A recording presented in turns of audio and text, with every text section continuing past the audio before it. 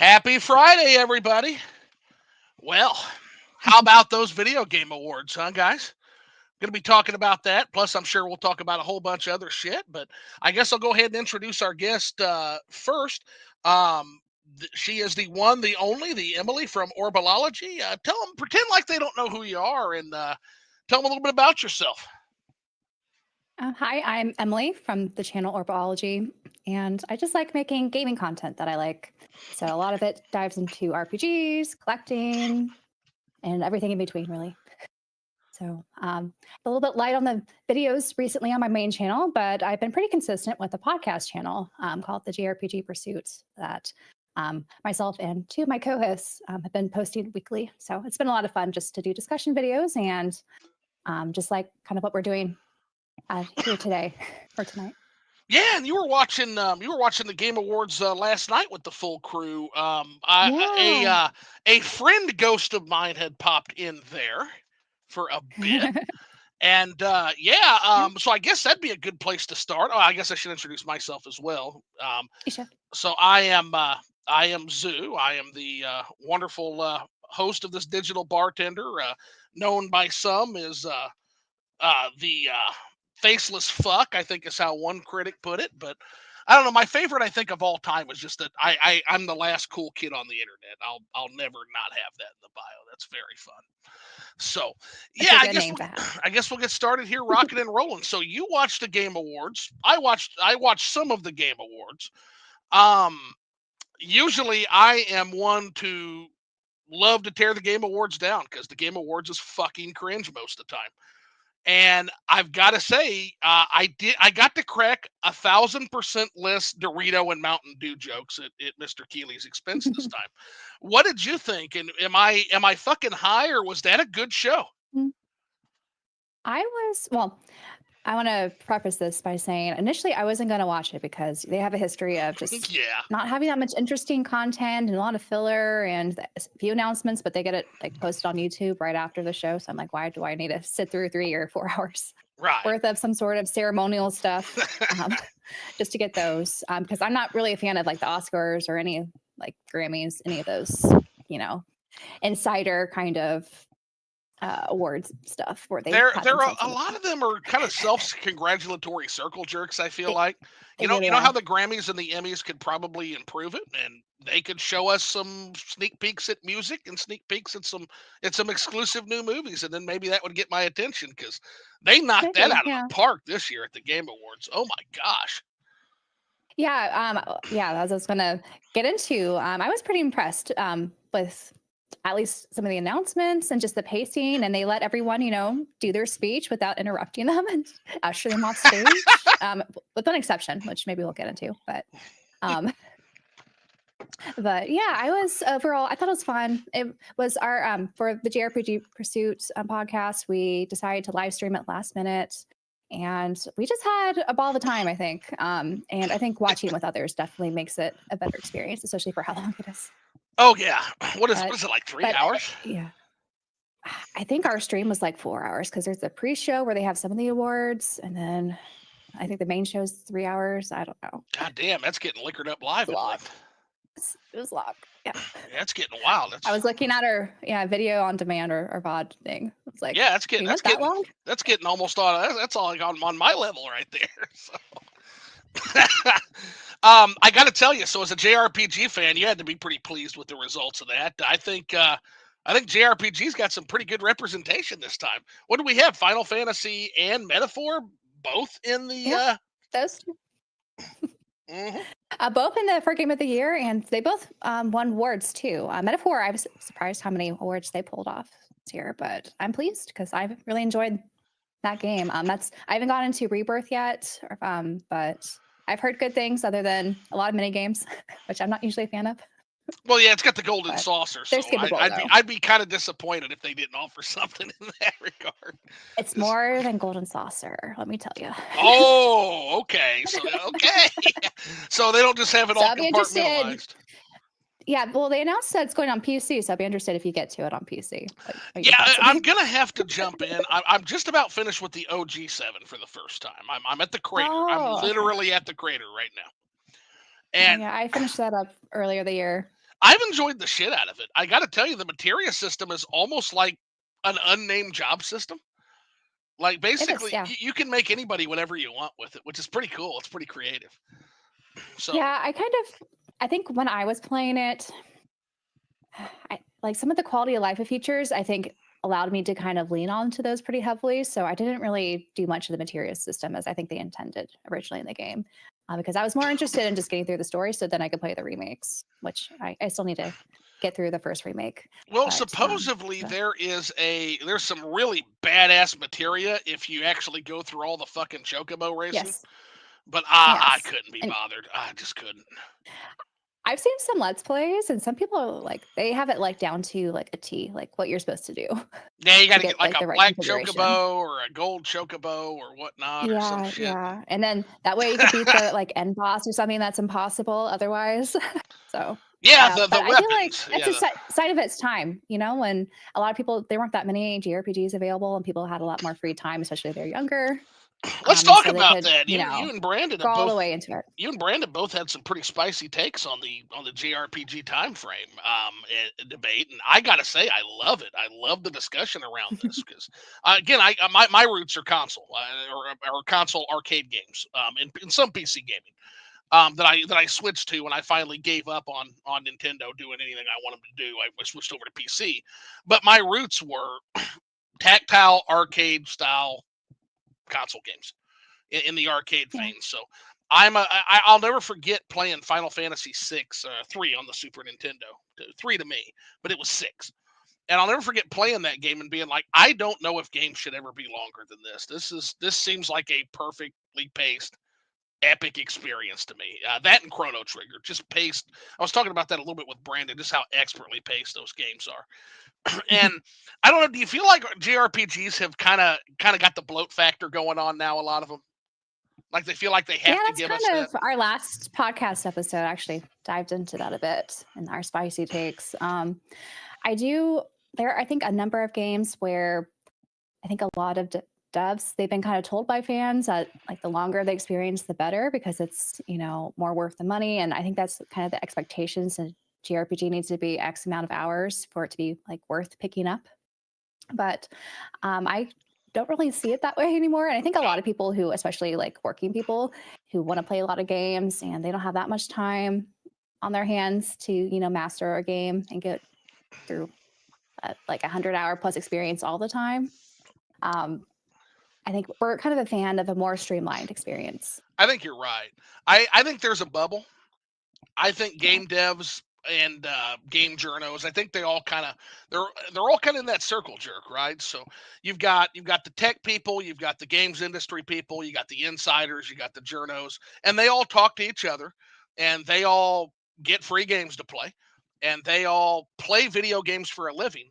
And I think that's where a lot of this attitude comes from. Like, if you fucking play video games for a living and you don't work an actual a 9 to 5 or a 9 to 7, you're gonna have a different viewpoint on things. And so that's where I think I see a lot in like games writing where it's like, oh, this could be longer, or this could, yeah, it could be longer if you're playing your game on a fucking dev kit you were given, and that's what you do for a fucking living, and you've got all day to sit and play video games. Then that's a little bit of a different experience than say someone like me who, fuck, some days I work 16 hours.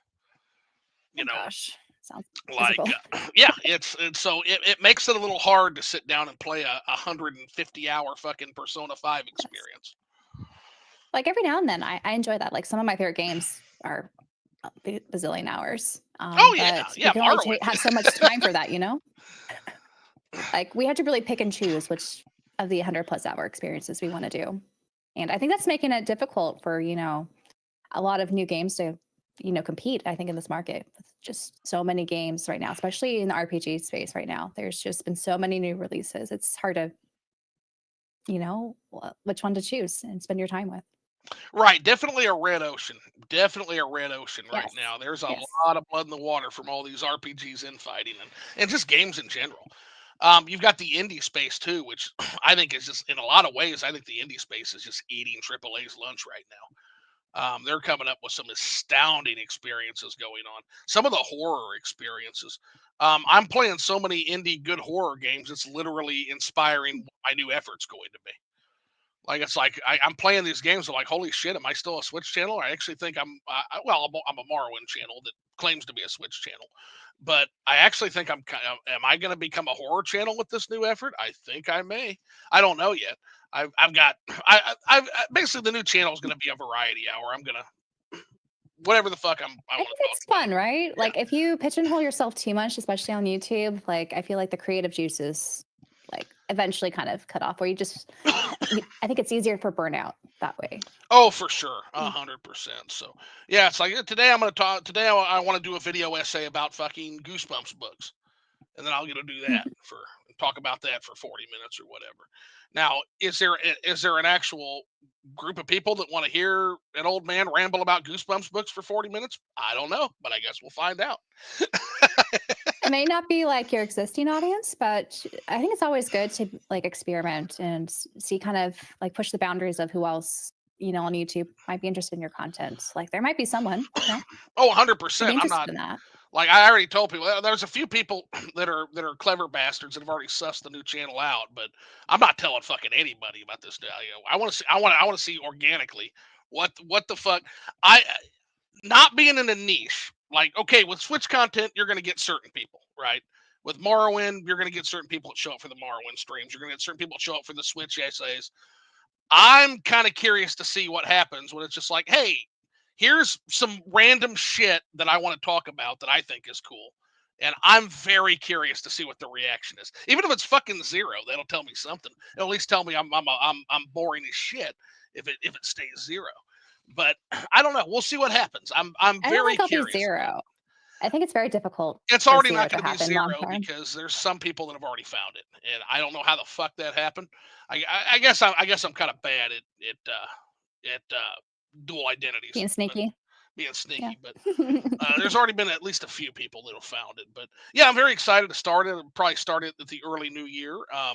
But you've been busy too. I mean, between let's see, you got your channel, which you're going to start getting cranking full on into content. I saw Fedgy's going to be back into that too, which I'm very excited for the Yeah. return of Fedgy because she's awesome as well. Yeah, she's great. You've got the podcast going, and now you've got now you can add World Traveler to your repertoire. Yes, yes. Yeah. Where'd you go? Well, over the summer, I did kind of an Asia trip. It was a little bit spontaneous. I have a good friend who, for the last like year or last 2 years, she was just traveling because she finished grad school. She fell into some money. She was like, well, why not? YOLO. Hey, there's a Um, million other ways to use your money in a worse way than world travel. no, Everybody should do it I'm once. jealous. Everybody Yes, should do it yes. once. Yeah. So my world traveling was just restricted to Asia. Okay. There's still other continents I still need to travel. Like I haven't been to Europe, which is I think sad. So you've But seen one of Seoul, these days I'll make the right? trip, You make the passage. made it to Seoul, right? Yes, yes. For this last trip over the summer, my friend and I, we went to Seoul and stayed there for a few days. And then after that, we went to Shanghai, which I was a little bit hesitant with because of how like their visa works. And technically, I was only allowed to stay in the country for like 5 days before I had to leave. So I needed to make sure I wouldn't miss any flights or anything like that to get in Right. trouble. Well, I've not made it. I've not made it to Shanghai, so you're one up on me there. Um, Oh, which is strange because I made it to Hong Kong.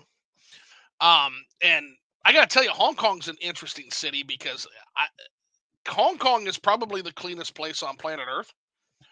Like there is like no crime, no trash anywhere, and then you're like, man, this is pretty cool. And then you find out why. It's because they beat the shit out of you. If you if you do yeah. anything, it's like, oh, it's like, yeah, I like literally saw them like grab and like roughneck this guy and drag him off. Like, oh Yeah. shit. Okay, well that would. I want to say I've seen movies though, like there's some areas like it's so dense, like they're basically living on top of each other. Like It's yeah, I it's don't like know. future cities almost, like arcology's damn Yeah, near in it some really of those is. places. Shibuya But is it's like really that in expensive there Tokyo. too. Yeah. Yeah. Well, I don't know. Like yes, but I think I've been there twice or no, 3 times now. Oh, I Um, love the square. It's uh, so and good. Oh, it's so good. And I was lucky enough to, when I was in Tokyo, to stay in Shibuya actually at a hostel. Yeah, That wasn't too expensive, yeah, thankfully. it's best to stay right off the square there, and you can see just about everything you want Yeah, to see. It's Tokyo is such a cool city. Again, we're jumping around all over the place, so we'll get to Tokyo, but Seoul now. Seoul is the best food scene on planet Earth. How did you like the food in South Korea? I love Korean food. It's I'm the so jealous best. because where I currently live, there's like zero Korean food. Oh So I always have to make no! it. I have to make it, which is not bad, but it's not the same. No, no, and Um, there is such a vibrant fusion culture of foods in that city. It is the world city for cuisine. I swear to God, it is. it's so good, and I just love a lot of the flavors and just traditional Korean cuisine. Hmm. And the spice level, it all just hits me like perfectly. What's your So I spice? definitely like What's your definitely. spice level 1 to 10? Oh, uh, even with that scale, it's hard to sometimes judge. Like I'm not like I would say a 6. Like I'm 6. not Okay, super extreme, but okay. like a little bit over average, I would say. So not doing ghost peppers or Thai chilies, but No, no, nothing like that. Otherwise, I the can't taste third the food. right, right. But good habaneros, Scotch bonnet, maybe Scotch bonnet's as far as you'll go. If you have you tried Jamaican cuisine? Um, Other than is it jerk chicken? Jerk I don't know if chicken's the that counts. classic. Yeah, jerk chicken, jerk Yeah. goat, jerk pork. Yeah, it's your classic. Hmm. By the way, But yeah, I there's other. I'm sure that's. if you want an amazing way to replicate that, a lot of people don't know this. One of the ingredients in order to get, which is the pimento bark, in order to make authentic jerk cuisine, guys. So getting that in the states is very hard. Getting actual pimento bark to smoke your shit with. If you mix allspice and bay leaves and you use that with like a nice mild oak wood, you can approximate, if you smoke that all three of those together, you can approximate pimento bark. It's not exactly the same, but it's as close as you'll get in the states if you don't live in like a big city like Chicago, New York, a place where you can readily get it. Living here in the middle of bumfucked Egypt, Springfield, Illinois, it's absolutely fucking essential if I want to have authentic jerk. Yeah, yeah, yeah. I don't live next to a huge city, so like LA is a few hours away Well, still. yeah, So and fuck, just getting in LA, it's a few hours of travel once you get in LA. it's not fun. Not fun. I've done it too many times. So, let's take a look before we continue our travel talk. We'll get caught up on chat. So, all right, Chill Collects drawing first blood says, "What's up, everybody? What's going on, Chill? Hopefully, you're having a chill Friday night." Yep, and he says it first blood exactly. Kite is in the house, flipping the switch. What's up? What's going on, Kite? We're just sitting here talking about whatever the fuck, typical Looking Up Live with Orbalology with Emily. Chill Collects is hello, Emily and Zoo. Hey, what's going on, buddy? Again, hope you're having a great Friday night. You being chatty, we love to see that. I still got to figure out how to actually work and type in this fucking thing. You'd think I'd have figured that out after what, like 50 fucking episodes. Nish Quick Pops is in the house. Good evening, guys. Now, Nish Quick was also watching the Game Awards. Um, he was also streaming it, and yeah, they had a pretty fun time over there. I'd love to pick your brain too, Nish. See what you thought of that show. Um, Yeah. Nish Quick says my voice is finally back. Now, make some more content. Also, shout out to Emily for some awesome JRPG Pursuit episodes. Nish Quick says. Thank you. Thank you. And then Nishquick says, Emily, what was your reaction to The Witcher 4? I got to go back and I got to go back and what y'all stream. All right. So what did Yeah. you think? What did you think of The Witcher 4?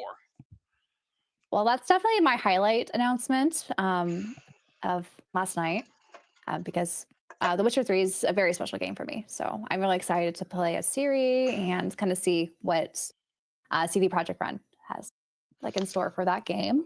Um, but I think when I was watching it, I'm still getting used to, being a reactor Mm-hmm. for those kind of live streams. So I wasn't like at the back of my head, I'm like, this kind of looks like Witcher.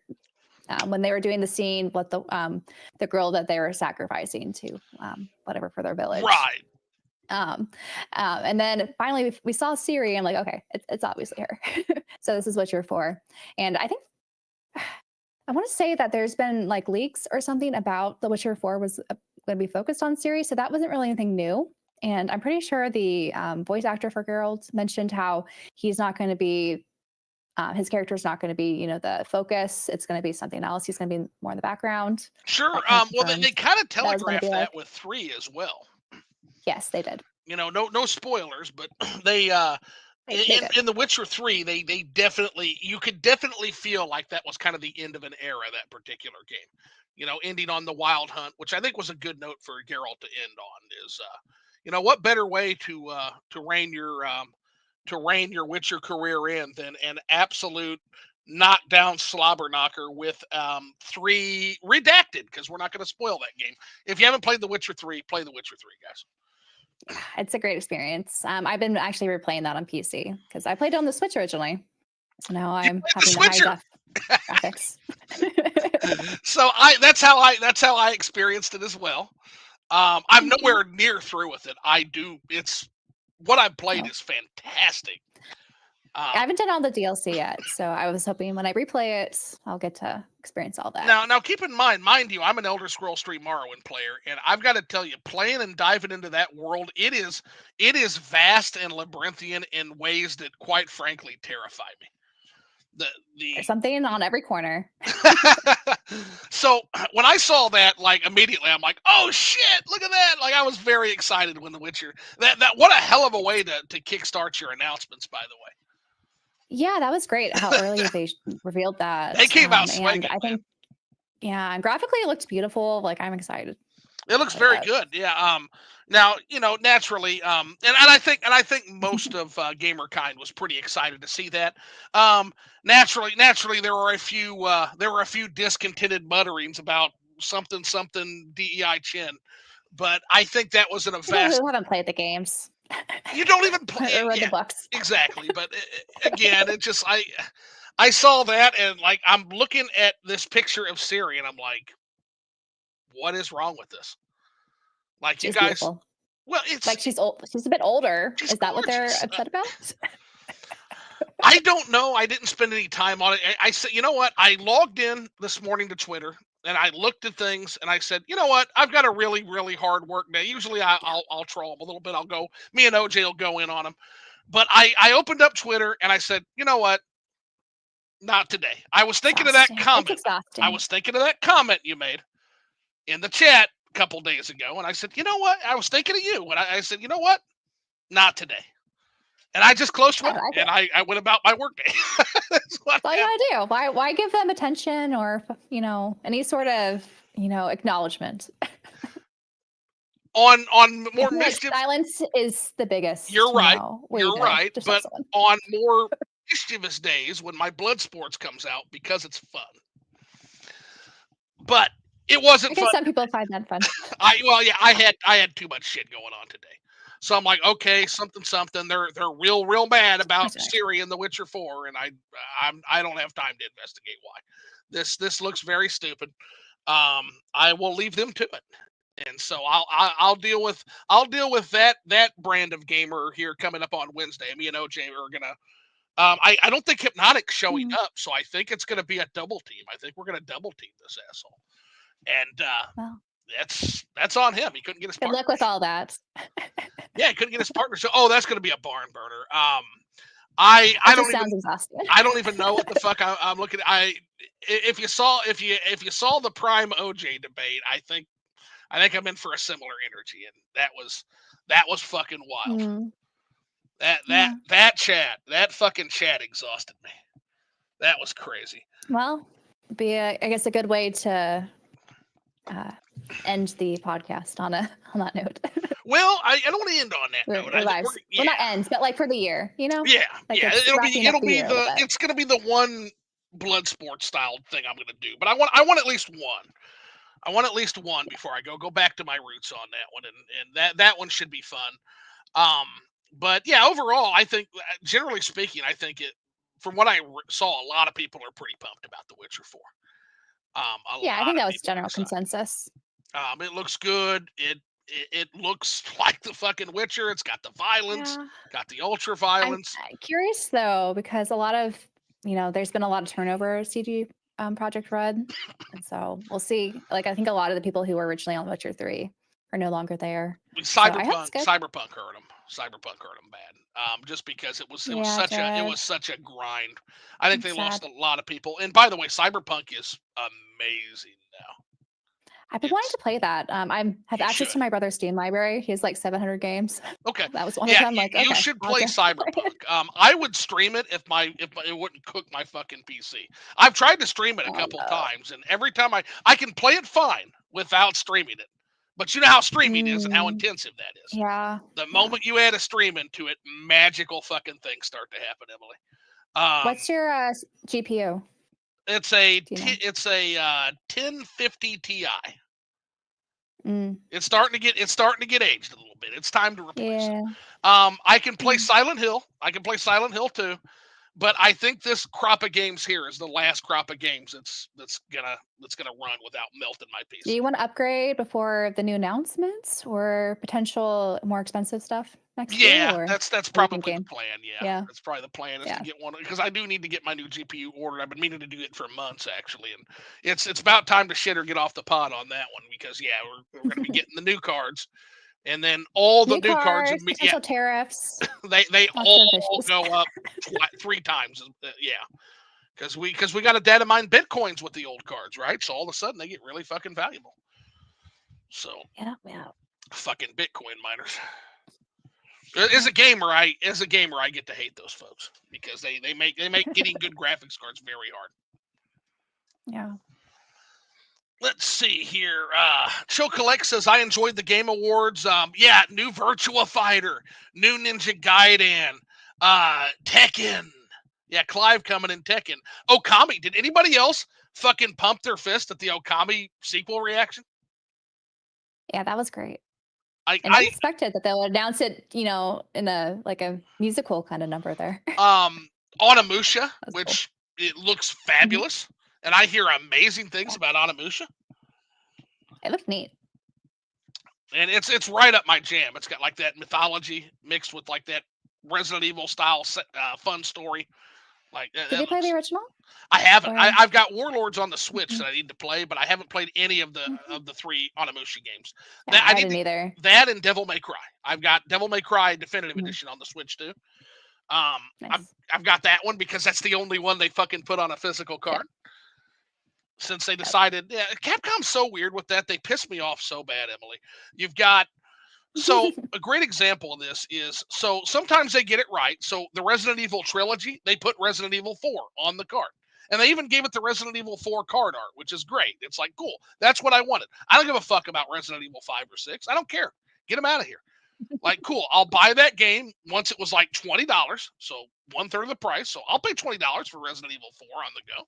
So I paid that. I went to Etsy. I got a box art of Resident Evil 4 for the Switch.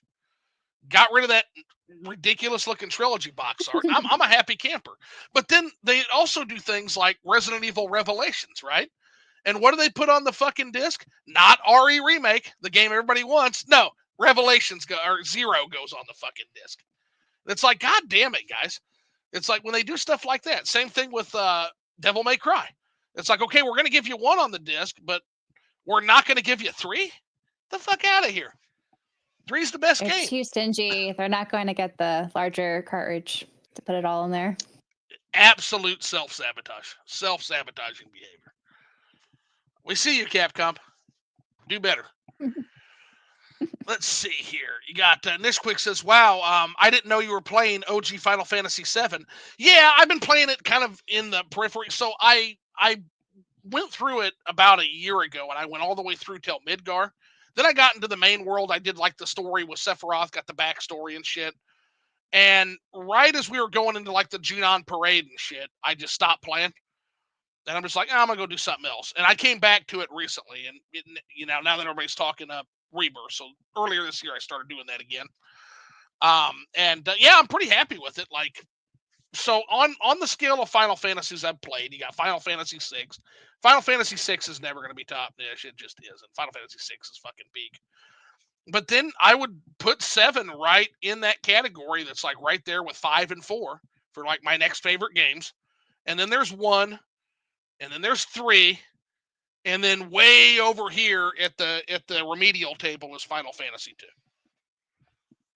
So that's kind of my ranking of the Final Fantasies I've played. I still got to play 8. I still got to play 9. I hear good things about 9. 13 can go rot in a hellfire abyss. Fuck that game. You're gonna wait for the rumored 9 remaster? If it runs on Switch, sure. If not, I'll just play it on my Switch. I don't necessarily need the latest and greatest, but I definitely want to experience the original first, especially considering the creative licenses I hear that Square takes with the games in a good way. I hear they're not doing bad things to it creatively, but I want to kind of get the PC mod though is the way to go. The original. I'm pretty excited. Yeah, I'm pretty excited to because now I'm gonna have. By the time I get to them, it'll be January, so I'll be able to literally go from 7 to Rebirth back to back blind, and that's gonna be cool as fuck. That's cool. I'm kind of excited I waited. 90s handheld gamers in the house. What's going on, 90s? And then Rowan 998, which I believe is that's Abdullah, right? Yeah, it's Abdullah from our podcast, the JRPG Pursuit. Sweet. What's going on, man? Welcome in. Yeah, you guys looked like you were having fun last night, so hopefully you have fun here as well, and we try to keep it popping. Show Collect says, what's up? Just everybody playing nice in the chat. You love to see it. I don't mind long RPGs if it's engaging, but the padding gets boring and drawn out. Yeah, I'm the same way, 90s. I despise hamster wheel gameplay. And what I mean by that is there's a couple ways that can happen. In JRPGs, it's with the padding. And with arcade mentality games, it's making you unlock shit. So it's like, okay, here's a fighting game, and you got to play all these hours to unlock the fighter you want. Like, get the fuck out of my way. Stop making me run on the hamster wheel. Well, I'm not a hamster. I'm a person. I've got a schedule. Respect my fucking time. That's all I ask. If you respect my time and you give me a nice, concise experience that allows me to play the way I want to play it in the sandbox, that's what I want. But what do you think? What do you think? And the padding could be on the side, right? Like, it doesn't. As long as it's not like making it so there's walls to get over other content or 100%. Weapons or characters. Trails excels at that. Yeah. Like I think so too. Yeah, Trails is so good at that because here's the thing, it took me almost 80 hours in Trails from Zero. I think I'm approaching that in Trails from Zero. Yeah, and here's why. I noticed early on that every time somebody sneezed, every time somebody took a shit, every time that clock moved forward a half an hour, everybody's NPC dialogue reset. Yep. That is such an achievement to me. I was in awe of that. I couldn't believe that. I'm like, wow, somebody has some careful attention to detail. And at the end, I was kind of like, every time like the story would move forward, I noticed, okay, the dialogue's changed in Crossbell. Now I got to walk throughout the entire nation and talk to everybody. I'm like, ah! But at the same time, that's my fucking fault because you can beat that. Yeah. Yes, you can beat that game in 30 hours. So I can't even call it a detriment. It is mind-boggling in its attention to detail. And it's there for you if you wanted it. And I wanted it in that was my first Trails experience. I wanted it. I'm not doing it as much in Azure. Although I will stop and talk to every empty chest. That is something I have to do. That is amazing. You're gonna be disappointed if you go into Cold Steel. I know. But I think your mind's gonna be like blown more. Like when you get to the other arcs and the references from the previous arcs, it's really cool. Like they have like these like master lists of like all the interactions of like everyone, and they're so good at making sure like there's no oversight in a lot of like things that happen. It's really impressive. I honestly think at this point, especially in a game like a JRPG, I actually think the world design and world building is more important than the gameplay itself. I'm really starting to feel that way. Even if your game, I think you can get away with a very generic gameplay. But if the world's not interesting, if you can't make us care about the world, then it's hard. Or the characters. I agree. Yeah, great example of that. Final Fantasy 16 for me. I'm told I need to try this again. I'm told I genuinely need to give this another shot. Jay, for example. Did you play it all or? No. That's the problem. Jay's telling me I didn't get far enough in it because what ended up happening is I played 3 chapters in. I hated the fucking people in this goddamn world. I hated these people. Yeah. These people are shit. Yeah. These people are pieces of shit. You can't even feed. You can't even grow your crops. You can't even feed yourselves without magic people. And yet you treat them like shit. And here's the worst part of all. It's not just that they treat the magic people, who could smite the fuck out of them, by the way. It's not only that they treat these people like shit. I got like a peasant like spitting at me and be like, "Go kill those monsters and don't you fucking come back until they're all dead." And like spitting at me. And but now on top of that, like Clive's like, "Oh yeah, and some yes master shit. Yeah, okay, boss, sure." Like it's like, what the fuck is going on here? So that doesn't really stop. For me, like I'm rooting for the villain. I want these people to all die. That's where I'm at with 16. I want them all to die. Yeah, I have a feeling if you do continue, you're not going to enjoy it. Like I felt like my enjoyment, like it went like. Okay. That was it. I will give it. I know other people have other experiences, but for me, it just felt darker and darker, and I cared less about these characters the further I went. Right. Well, at least fight and they back. Make it so you don't care for them. Like even like the main leads, like I feel like the voice acting really carried a lot of the characters, but the characters themselves weren't that interesting. All of the it's like Final Fantasy 13. And their interactions were not that interesting. So it was very disappointed what happened. So yeah, all the production value is top fucking notch. Top notch. Yes. But yeah, it's the characterization and it's the world. It's the fucking world. I hate these people. Yeah. These people are loathsome. These people are awful. Even the peasants suck. Yeah. Like, why do I want to fight for these people? Why do I want these people to live? Yeah. No, the big bad guy can wipe you all out. Yeah. I don't care. You can form your own headcanons of like, maybe they are like this because of this, but I don't think the story really supports a lot of what kind of I think people kind of wish the characters were like. Oh, 100%. So yeah. And then just the ending just ruined it. Like after I finished 16, like I didn't game for like a month. It was awful. It just burned me out. That bad, huh? Okay. Well, that's another take on it. Cool. Okay, and that's good. I like to get different takes on things. So for example, Brandon loved it. Jay loved it. You hate it. I hate what I've played of it so far. Well, I mixed about it. I think there's some good things, but overall, what I played again, no. So yeah, we'll see about that. But yeah, world building is super. Like if you can give me a good world, thumbs up. She'll collect and not just a dark, depressing world. No, well, yeah, a dark, depressing world full of miserable piece of shit people. No. Like, if you're gonna give me a miserable world, like I can take some of that, but there's a point where it becomes overbearing, and at least give me some people that I'm willing to fight for to make this work. There's a movie. I think they tried, but they didn't succeed. At least with how they built up the characters. There's a horror movie called Speak No Evil I just watched.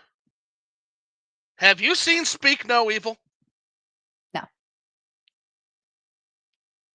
Do/don't. Yeah, okay. It's hard to get into without spoiling, but basically it's essentially what the movie is doing is it's a commentary on over politeness and how a lack of teeth can cost you. So I'll give you a good example to kind of set it up without spoiling anything. So like if you get walked over, walked on over? It's like Clive, I think was, kind of, I think what you're trying to get at. Kind of like that, yeah. Everyone walked over him. So in this movie,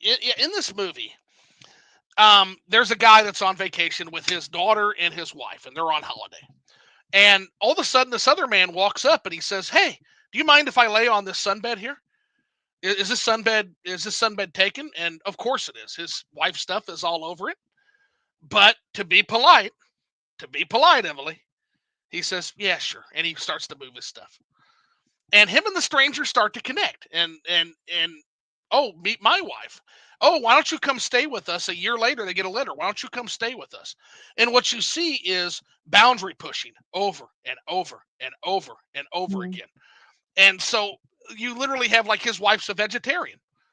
And so Patrick's like, "Oh, you're a vegetarian. That's great. You're saving the world." And then when he gets him at home and they're having, he's like, "Here, try this piece of boar. You have to try this boar." And of course she tries it because it's just one piece of board, right? Now, this goes further and further and further until you get to the end point of the movie. And not to spoil any specifics, I'll just give you basically, they've just had the worst day of their life. They have lost everything at this point to these people, Emily, even their daughter. And as they Oh gosh. stand there at the end of the movie and he asks the question, why are you doing this? The answer is, because you let me. Mm. Well, I think it's encompassing the saying, right? If you give an Yep. inch, they'll take a mile. Because you let me. Mm-hmm. You had 1,000 times you could have left. There was 1,000 moments that you could have Or said given no. any pushback and it would have saved your lives. But you didn't. You let me. Mm-hmm. And it's a hell of a fascinating lesson. And again, I want to spoil any specifics because it is horrific. But But you need to you be in should a stand your ground. certain mood to watch this movie. I was Oh crushed at the end of gosh. this movie. But it's a good, Mm. important lesson on the importance of teeth. Human beings were born with eyes and we were born with teeth. I've got a good friend, V, who talks about this. Eyes are literally part of your human brain. It's how you discern the world around you. It's how you look at the world. It's how you interpret the world. It's how you identify threats. And teeth are proof that we are here. And part of our function in this world is to rip and tear and turn this world into other things. We have teeth. It's important to remember that we're not toothless, and sometimes you have to use your fucking teeth. You have to. You have to. You can't just be walked on. Because, as you said, give them an inch, they'll take a mile. Sometimes they'll take everything you have. And it's kind of also the fight or flight, right? Kind of Correct. Yeah. human thing. So Yeah. you gotta fight sometimes instead of just letting them take over by fleeing. This couple chose flight every single time. Not even flight. This couple chose politeness. Terminal fucking politeness. Opening the door is what they chose. Yeah, absolutely. Let's see, and then, but yeah, Chill Collect says, playing some Thousand Year Door while listening. Yeah, Thousand Year Door is another experience I've had a lot of fun with, man. So I hope you're liking that. Yeah. It's talk about world. There's another great example of world building and how important world building is. Entirely new area of the Mushroom Kingdom expanded on. Rogueport is so interesting. It's such an interesting Yeah. place. I enjoyed it too when I played. The only issue I had with the game was just how slow it was to move the dialogue boxes. Yeah, that dialogue. Yeah, that dialogue could speed up It's a little bit. It could use a hit of cocaine for sure. yeah. I unfortunately read a lot faster than it was going. No, 100%.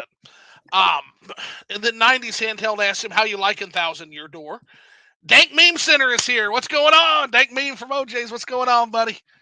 Yeah, I see you sometimes in Player Essence streams. I actually see a lot there. I love welcome in, man. Glad to have you. Um, hope you're prepped for me and OJ's thing on Wednesday. It's gonna be a screamer. Chocolate says, I'm really enjoying it so far. I got the pink Yoshi. Didn't know you could get different colors, but so far it's a blast. The battle arena in that game was so much fun. Like the intrigue and the story of that battle arena, and Rockhawk is like one of my favorite fucking Mario characters now. That guy's such a boob. Like, oh, it's good stuff. Then Chocolate says, what up, Dank? 90s says, glad you're enjoying it. I pretty much heard everyone speak highly of that game. Yeah, it's one of the many daggers in my chest about the GameCube is good, actually. Like, yep, 100%. Like, yeah, those daggers Yes. keep on coming. I think it's considered one of the best, Paper Mario games, right? It's very good. It's very good. Mm-hmm. Yeah, it was my first Paper Mario game. So far, my only Paper Mario game. But that's not true. Yeah. That's not true. It's my only real Paper Mario because I played Super Paper Mario on the Wii, but that really wasn't a real Paper Mario game. That was a platformer with Paper Mario aesthetics. But it was good. It was good. Damien Center playing nice. Said, "What's up, Cho Collects?" Cho Collects says, "Yeah, it's my first time just trying to tackle the backlog, and so far so good. Yeah, the backlog is always a beast, man." This year added so many to mine. Fuck. I tried to do. We talked on our last cast. We talked. We were gonna try. It didn't work out. I've got the spreadsheet. It's not good. It's like 45 games. It's like it's great. Only 45. That's not bad. That's it's. I wanted to do better. I wanted to do better. And it could have been worse. It could have been worse because I actually can't buy from limited run games. I can't buy anymore because of Purple Dot, because they won't. Purple Dot has decided that I'm a scammer and they won't take any of my payment. They won't take any of my payment methodologies. So I have to buy from That's Video Games frustrating. Plus. So that's pushing me back like a year on pretty much everything they buy, which is, yeah, it's frustrating, but it's helping me out with my chart this year because Yeah. I've been going with Video Games Plus too. Otherwise, I don't want to FOMO and get it with limited run games. It allows me more time to think, do I really want this? And also, I sure. hear if there's something issues with, the card or something. Yeah, Those which is restrictions. becoming more and more common with those guys. I'll tell you, it's Unfortunately. yeah. If you Unfortunately. follow, I think it's like what is it? It's Nintendo Revised and Does It Play both kind of do that, where they'll tell you a little bit about Yes. that stuff. And oh my gosh, man, um, it seems like every limited run game card, especially on that Carbon engine, just seems to have some kind of fucking issue. And I hope they get it worked out. Because I know MVG Dave works on the Carbon engine. That's his baby. I don't want to shit on it because I like Dave, but my guys got to get that worked out. You shouldn't be shipping these cards with Yeah. these game breaking bugs, man. Like the car, don't get me wrong. I think the Carbon engine is incredible. It's literally allowing us to basically do almost one for one on some of these classic gaming engines, but there's some Yeah. kinks. There's definitely some kinks, and hopefully they get it worked out eventually. Hopefully. 90 Cent Hill Gamer says, I feel you, man. I'm trying to think what JRPGs to start next. Kind of thinking Shin Megami Tensei 4, though. I've never played 4, Sounds good. but I hear good stuff about 4. It's good. I still need to beat my playthrough. I played 3. I played Nocturne and 5. Nocturne changed my fucking life. Mm. Not even kidding. And 5 is fun, but not as impactful story-wise, I feel like. Are you planning to play Vengeance at all? Yes. Yeah, I'm going to have to give it a round 2 for Vengeance. And I hear that I hear the fixes that. story's better. Yep. California needs a cup bop, Mandy says. Welcome in, They Mandy. do. Fuck, Illinois needs some cup bop. Like, where is it? Like, I would love for this to. I'm looking for it, Mandy. Every time I pop open my DoorDash, I'm looking for that shit. As soon as I see cup bop, I'm gonna order. I'm gonna order some. And I'm gonna be thinking of you and Tony while I eat that shit. Rush Dog's in the house. Hey, Zoo, Emily, and Chad. What's going on, Rush? What's going on? Everybody playing nice in the chat. Everybody chatting. Very nice. Always good to see. Zoo and Emily, please sell me on Western RPGs. LOL. I'm probably going to try KOTOR and Witcher 3 next year. Well, I'm your guy for selling you on Western RPGs 100%. So I think it's an easy sell to Nish. Like, give Yeah. him what he likes. So in terms of great Western RPGs to try, I would love to say Ultima 7, but it's very dated now. So I wouldn't start there. But I think Witcher 3 is a perfect place to start. Witcher 3 is a really good place to start. I have to say Morrowind. I have to say I am legally obligated to tell you Morrowind. For sure. In Baldur's Gate 3. Baldur's Gate 3. Baldur's Gate I agree. 3.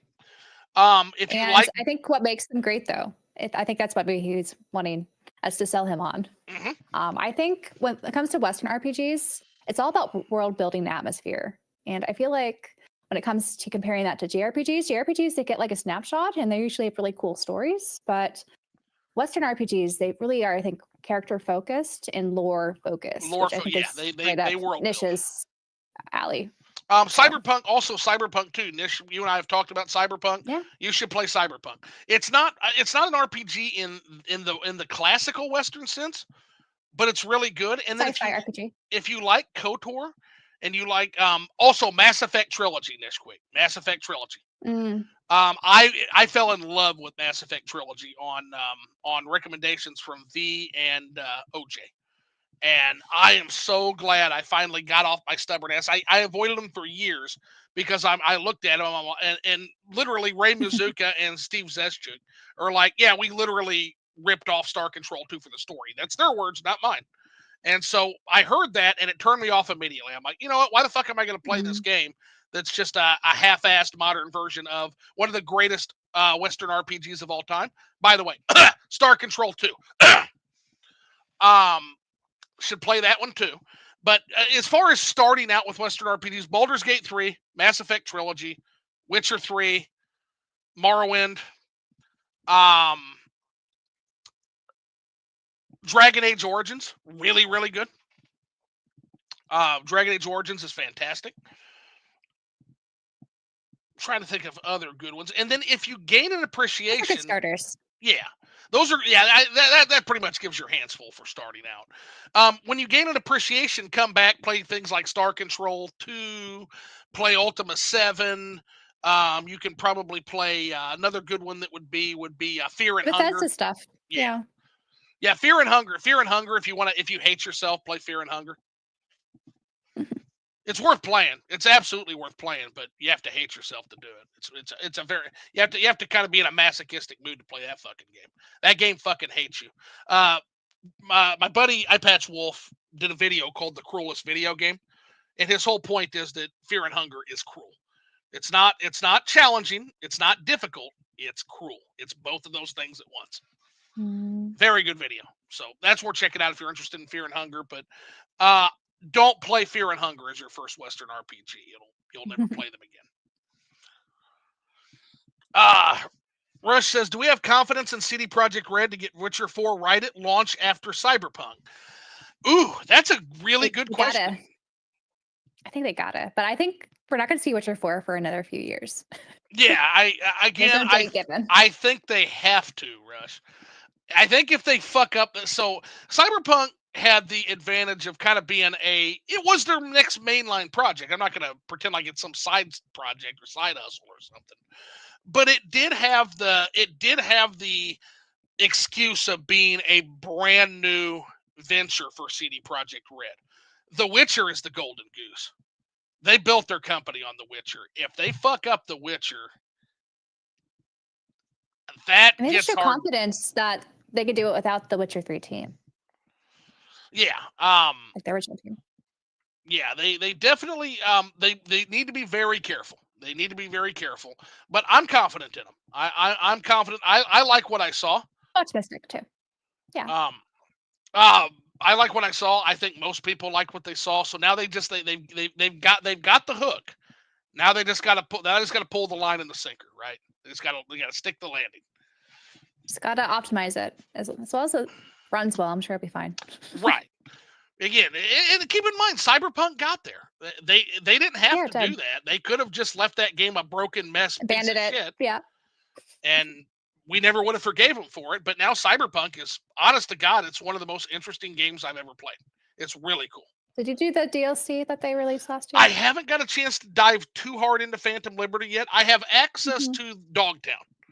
So I'm far enough in the game to have access to Dogtown. So I've been in Dogtown, but as far as doing any of the story content, I mean, God, that game is so dense. Like I literally spent like the first half of the game just doing my build and just doing street crime shit, like just going around and doing like police scanner missions because you get level up for that. And I was building my Terminator build, and basically my build was like a heavy machine gunning Terminator, like a solo type build. It was incredible. It was so good. But you can do all kinds of fun stuff in that. Some of the hacker builds are crazy. Some of the katana builds are a blast. Like there's a lot of cool stuff you can do. Zero Cool says LOL. What's going on, Zero? 90s Handheld Gamer says, is it next gen only? That would make things easier for them. Probably. I know that Witcher 3, when it showed up, keep in mind when Witcher 3 showed up, we weren't quite into the PS4 era, and they made that decision too, if I remember correctly. Later they ported it to the PS4 and all that, but yeah, when it came out, it was pretty state of the art, and they put it on the state of the art stuff. I think that would be good because yeah, I think the cross-gen development killed them because now you got double the work, double the processing, double the bug testing. I think that fucked them. I think doing it over again probably should have just done it for the next gen systems. They're using Unreal Engine 5, right?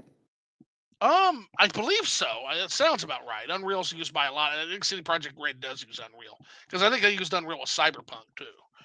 So, and I think that's the Yeah, I thing. think They before have they had practice something now. weird, right? Yeah, and they Like I should think have they more built their own practice. stuff, and now they're using. Yeah, Right. I think so. So Chill Collects wishing us up to Nish. Chill Collects is the Elden Ring Nigh Rain game looked interesting too. Anything by FromSoft has my attention. Even with the Monster Hunter kind of experience, it's a little It's different, right? yeah, it's not my favorite thing in the world, but it's like I'll Yeah. probably check it out with my buddy V. That's probably something we'll do together just to check it out. But yeah, I'm not Yeah. super on co-op.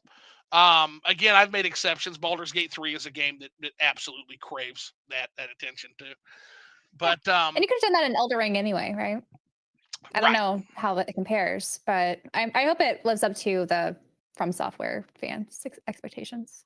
yeah. I mean, I've never 'Cause seen a little bit FromSoft looks make like it a was running, like, taking the coattails of Elden Ring for with this sure. new Yeah, game. they're kind of A little milking bit. the Elden Ring a little bit at this A little point. bit. So Um, hopefully it's good.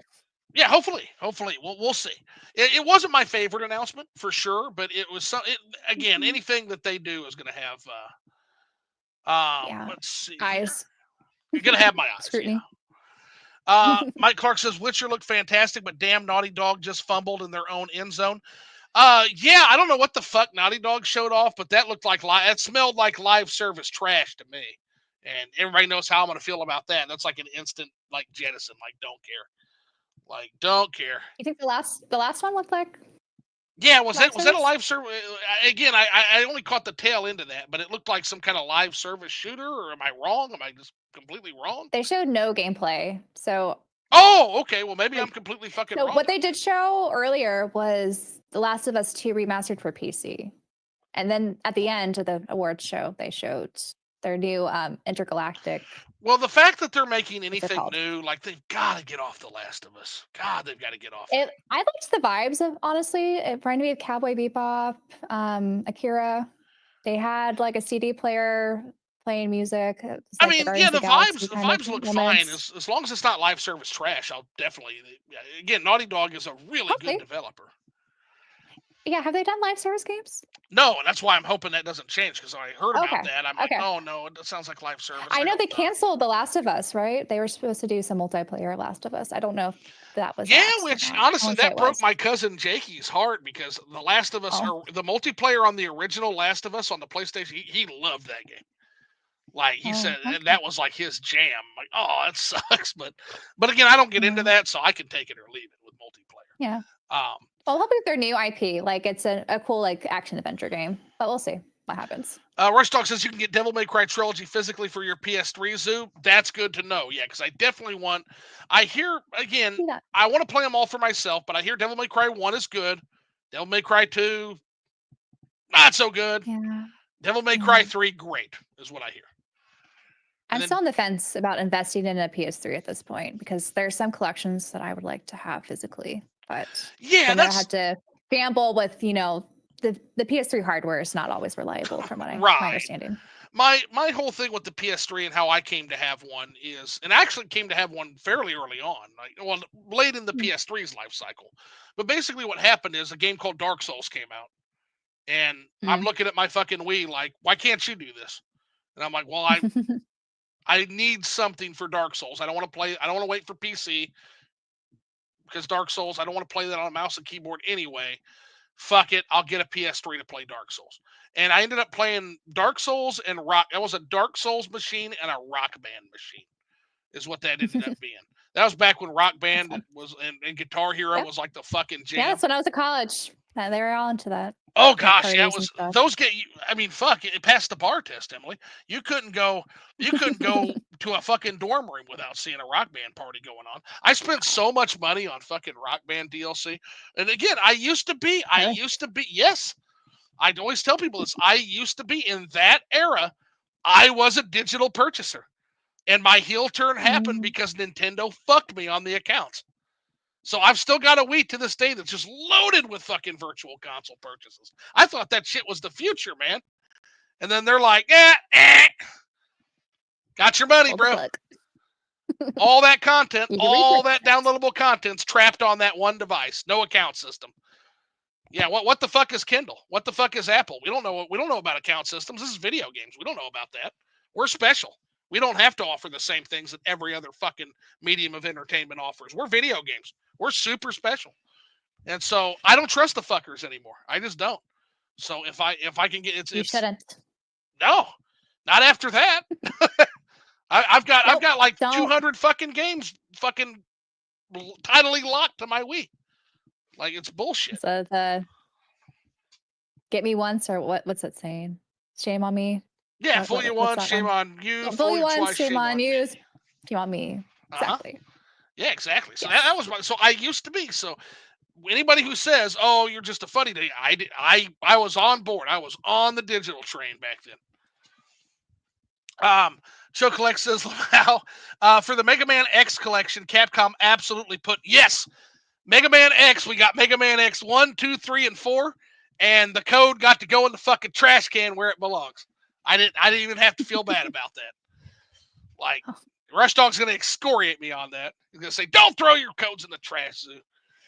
But it's but yeah, Mega Man X 1 through 4 was great, and honestly, Mega Man 1 through 6 on the Mega Man regular collection also very good. So I can live with both of those, absolutely.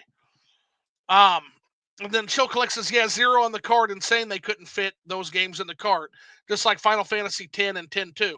So if you buy the Japanese version of Final Fantasy, or the Asian English, Emily also adds, you can get both those games on the card. So look for that. I think they're kind of pricey now, but it's definitely worth keeping an eye out for a deal. I would just look at, I think Play Asia restocks all the time, at least the Asian English one I have. So yeah, you can still get them. They've been pretty good with the Square Enix ones. Probably close to retail. God, they were a lifesaver with the Final Fantasy Pixel remasters too. Yeah, those guys were eventually. Absolutely, it took them a while, but for a lot of people, but they went through eventually. Well, a lot of people kind of white knuckled that. They're like, oh, because here's the thing: I actually got in on that. And the reason for that is I happened to be the weirdo that was up at that particular hour. And I saw. I was too, but I passed because I looked at the shipping price. I was like, do I want to pay $50 for shipping for one game? Oh, and see, and by the way, the people who waited for the Play Asia release, y'all got the better deal because you got the nice inlet art, and I got fucked on that. That's what I got. Yep, you open up the English. The English is so expensive now. You open up that art, there's no art. The fuckers. So yeah, I got the raw end of the stick there. Yeah, you definitely want the Asian version of that art. Yeah. Oh, do you have it? I do. Awesome. Show them what you're missing out on if you do splurge for the English, the SRB. You don't want to do that. You do not want to do that. Magical. Yeah, look at that. Look how pretty it is. I get to click this out. It's so nice. There you go. Look at that. That's awesome. It's got all the different classes and characters. When I got it, it was a little bit more expensive than I think the current retail one is when you get it on sale. But it was worth it, I think. Well, it's let's see. It's 1, 2, 3. It's 4 of the greatest games of all time and 3 and 2. You can't go wrong. You can't go wrong. I actually have some. I haven't played any of these, so I'm excited. Oh, you're gonna eventually. You're gonna love. You're gonna love some of them. Is big though. You're gonna love some of them. Yeah, I was thinking of playing 6 first. 6 is the one everyone loves. 6 is the one you should break your neck to play as fast as possible. I have a great fondness for 5. 5 was my favorite for a long time because of the job system, and I also have a soft spot for 4 because of how well implemented that is and how bonkers that is. And just how it keeps on upping the ante and escalating things. Final Fantasy IV is a clinic on escalation. It does it beautifully. Final Fantasy I, I also have a soft spot for just because of how bonkers that game's storyline is. I was telling Brandon, Harvestella gives me Final Fantasy I vibes as far as the way its story is presented. And just the crazy stuff, traveling through time and fucking airships and fucking.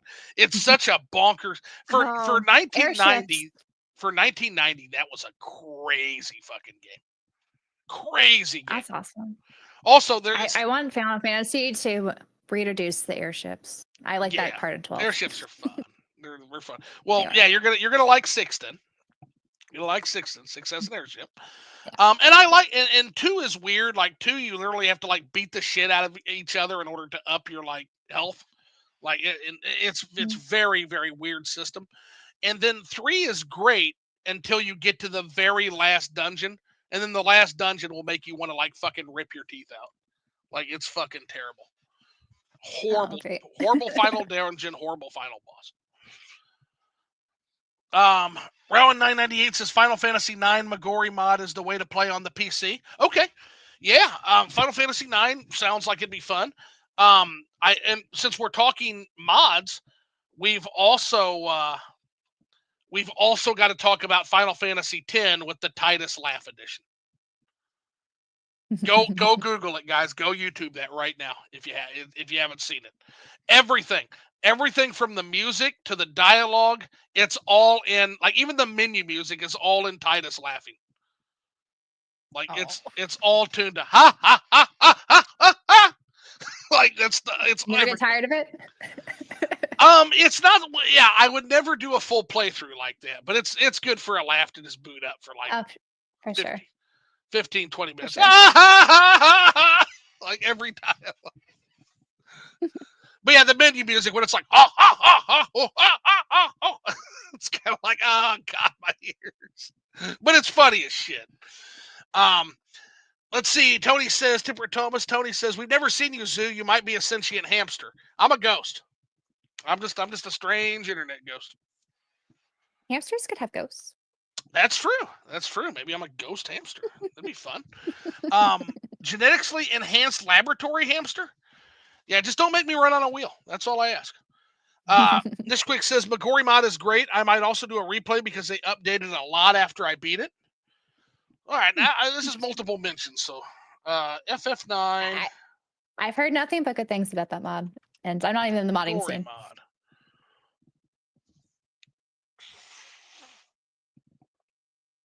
Let's see what it does here. What is Magori mod? Aided by AI and stable diffusion. It makes the backgrounds more detailed, high res, cleaner, less noisy, while respecting the original art. Aimed to first-time players and veterans alike. Oh, that's beautiful. Okay. Yeah. All yeah, right. I've seen screenshots. It's pretty. You know what that reminds me of? I would probably do that over the Switch one. Yeah. So Morrowind has something similar. It's called Morrowind Enhanced Textures. And they kind of did the same thing. They kind of utilized a little bit of AI to tweak the textures and make them modern. Because a lot of the texture packs are great. Like you can make Morrowind look fucking gorgeous. But the problem is it doesn't necessarily respect the art direction of the vanilla game. And so what this does is it upscales those vanilla textures, and they went through with AI, but then the next thing they did is they went through by hand and tweaked all of them. And the result is it's a beautiful game now. Yeah, Morrowind is fucking gorgeous now because of there's 2 packs like that. There's Morrowind Intelligent Textures and Morrowind Enhanced Textures. So the fact that exists for like a Final Fantasy 9, that's really cool. That's really really cool that somebody did that. For Morrowind, do you usually go with that mod, or do you play around? That 500 others. Yeah. My game is my fuck my Morrowind game. If you've ever checked out those streams, like what you're seeing is not the original Morrowind. What you're seeing is like there might be a couple of bone fragments left in that game's original skeleton. Like it is almost a ship of Theseus. It is almost a complete replacement. But it's the spirit of the game is there. Everything's expanded upon. Giving you back, right? Yeah. You keep going back because of it. Exactly. And we're about to get another piece of content. Yeah. I keep saying this, but literally this weekend we're getting the release date, and we're going to get to go to Anvil, which is a city from Elder Scrolls 4. But we're going to get to go to Anvil in the 3rd era in Morrowind's fucking lore, and it's going to be amazing. I can't wait. I can't fucking wait. Back to Morrowind. I'll never leave. I'll never leave. Never leave. Doomed. Help me convince Zoo to play Xenogears.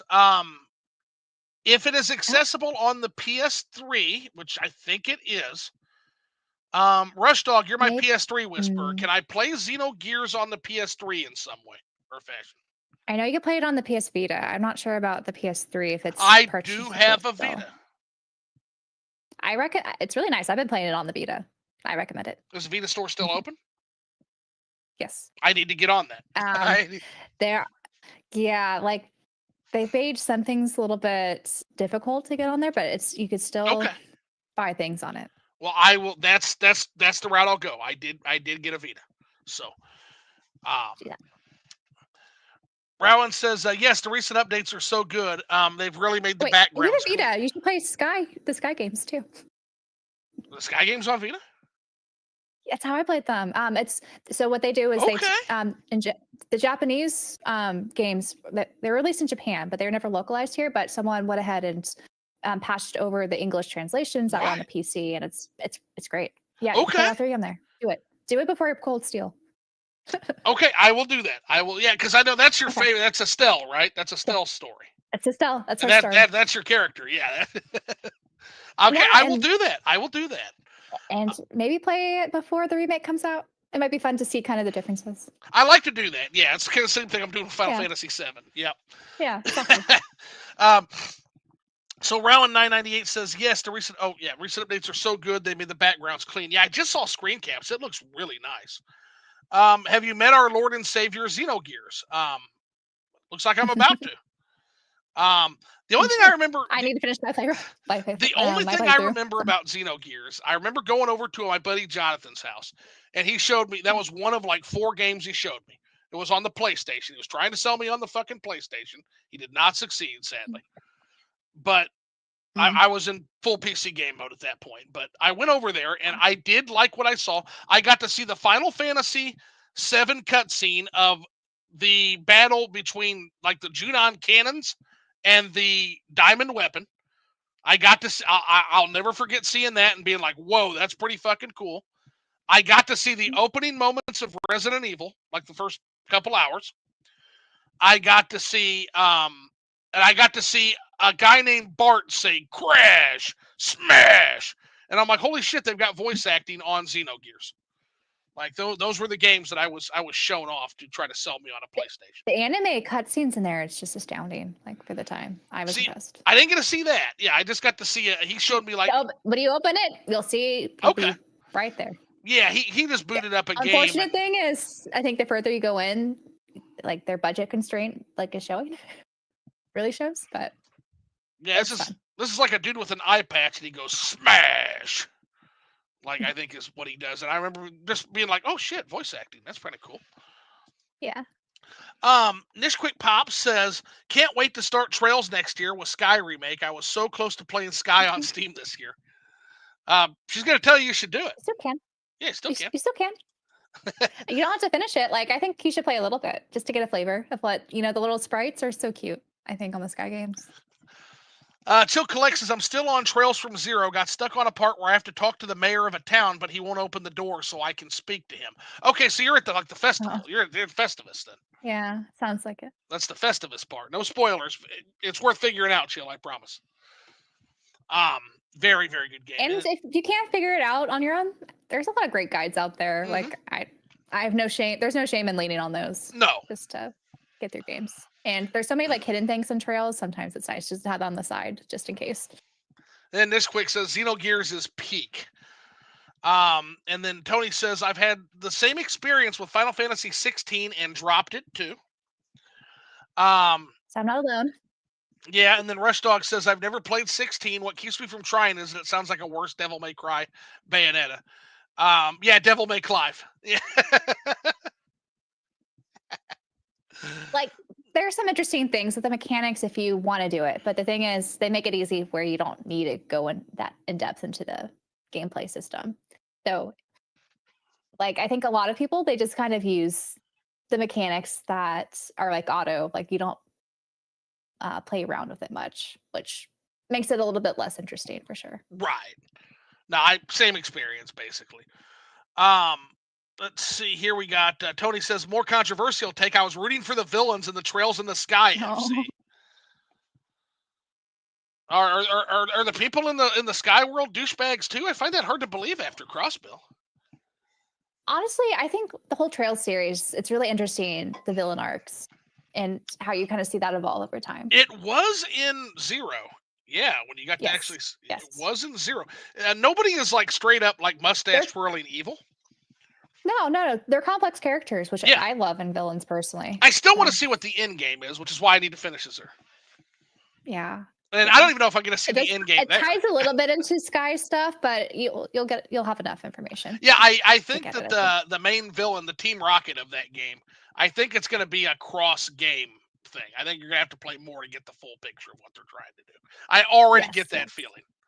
So, like, doesn't end there.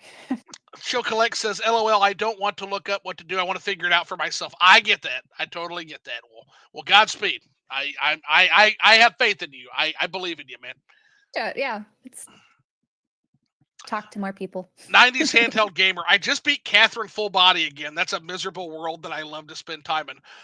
Yeah, that is self-inflicted misery. That fucking guy. Like, completely fucking self-inflicted. That game is a joint. You want to talk about a fucking Atlas joint right there, man. Holy shit. The puzzle mechanics. I thought that was kind of cool. Yeah, it's very cool. It's a very cool game. But yeah, that guy is a jerk. Yeah. On purpose. But yes. Ionios is the perfect depiction of a miserable world. I think both you guys can agree on that. Ionios is crazy. It's like fucking Logan's Run shit in that game. Like literally, like the finite life cycle and the constantly throwing everybody at each other for warfare. Oh, it's a nasty one. I get, and here's the thing. After playing the last two games, I get it. I get what they're trying to do. It's the wrong way to go about it. It's completely the wrong way to go about it. Fucking idiots. So Nish Quick says, Zoo, what's your Xenoblade Chronicle 3 progress update? LOL. None. I need to get back on it. And yeah, shame me. Admonish me in the chat. I need to be admonished for that. I need to get back to it. How far did you get? So I'm on oh fuck. God, it's been basically I just did the chapter where I fought I don't want to spoil it. It's a fake queen. I'll just say that. That way I'm not spoiling anything. Okay. Yeah, I just finished a fight with a fake queen, and that is insane. That is insane what is going on there. Like I basically I'm asking the whole time, I'm like, what the fuck is going on here? Why are these people evil? Like, I don't understand this. And then it's like, okay. Like, yeah. So I'm kind of right there, and I need to get going. You're right there. Yeah. I'm right to where there's gonna be some real revelations. Yeah. But I already kind of get the gist of what's happening. Like, this is manufactured warfare is what's happening. Like, this is now the only reason is why, and I think I know why. Yeah. But there's never an excuse to do that to that many people. It's awful. It's pretty bad. It's bad. Nish Quick says, 90s handheld gamer just got Catherine on Switch. Looking forward to playing it. Yeah, Catherine's a joint, and it's quick. It's actually not. It's a pretty quick play. All things considered, it's lengthy for a puzzle game, but it's nowhere near what you're used to from Atlas. So, yeah, it's kind of a fun little side thing to do. Then Chill Collect says, Lamau, I hope you enjoy it, Nish Quick. Both the story and gameplay are so addictive. It's not too long either. That's exactly what I was saying, 90s. Tasham says, I let your mom once. Please ignore me. There's something wrong with me. I can't help myself. Terminal polite. I let your mom once. Yeah, that's the kind of attitude. Exactly. Terminal politeness. Exactly, Tasham. Rest in peace. Yeah, rest in peace, bozos. Rest in pepperoni. Their daughter didn't deserve it, though. And that's the thing that just continues to fucking haunt my consciousness. Daughter did not deserve. The daughter did not deserve what happened there. Sins of the parents, right? I have never seen such brutality inflicted on a child in a movie in my life. That's what you got to be prepared for. Skinamarink is close. Skinamarink is close if you're into like real indie horror. And that one made me uncomfortable too, but this was, I'll never watch it again. I'm glad I watched it, but it was bad to sit through. Yeah, it was bad to sit through. 90s Handheld Gamer says, Vengeance is amazing. Miss Mandy says, "Oh my God, the Fear and Hunger streams were epic." We're gonna do some more of those, Mandy. Yeah, we're gonna do some more Fear and Hunger. Yeah, the game that hates my guts. I can't stop playing this game that hates my. I think I titled that the "I can't stop playing this game that hates my guts" stream. And it was good. Yeah, the anal bleeding. That's not even a joke. That's an actual status condition. Actual status condition. Yeah, it's that game's something else. It appeals to a certain crowd. Is what it sounds like. It's so it's not. I don't want to make it seem like it's that. Mandy has a running joke that every game I play, there's like some kind of fucking nudity in the game, and it's not intentional. But it did work out that way for a little while. I actually got Marwin fixed, so the Marwin again. I just picked the wrong Better Bodies mod. That's what happened. And actually, YouTube will pop you for that if you're not a tiny anemic channel that is beneath their notice, which is great. I realized this later. Like, Eyepatch Wolf was like, "Hey, you're gonna get popped for that, right?" I'm like, "Pop for what? You're playing Fear and Hunger without the mod." Like to cover like the extremities. Like you're gonna get popped. Your channel's gonna get popped for that. I'm like, oh shit. Well, so far, no pop. So who's laughing now? Although in next time I play, that was back when I had like 5 subscribers. Those streams. So I don't know. I don't think 300 is on the radar, but just in case, I will play with the mod out this time. I don't know how their algorithm to pick up that stuff is. I was gonna say, like, I played that game no problem at like 5 subs, but I don't know if I don't know if I'd want to risk it now. Calling EA cunts when I played my Mass Effect got me clipped. Just literally all I did said is they're cunts for their stupid fucking Origin EA loader that they make you do. Like assholes. It was still $8. I would still pay the $8 again all day long. It was $8 for all 3 of those games. Cheaper than a movie. Massively so. It's still, I think, the greatest deal I've ever done in video gaming. Outside of that one storage locker I bought, I believe for like 45 or like $45. I have to go back and look at the article. I bought a storage locker one time that had like an Earthbound guide complete with like scratch and sniff stickers. Oh. And I don't know. Did you do one of those storage auctions? Like yeah, it was like a Storage Wars type thing, and it was a Craigslist listing. He just needed to get it gone. He's like, and I said, man, I made him an offer, and he was like, no, I can't do it for that. I said, okay, new offer. I said, this is all the money I have right now.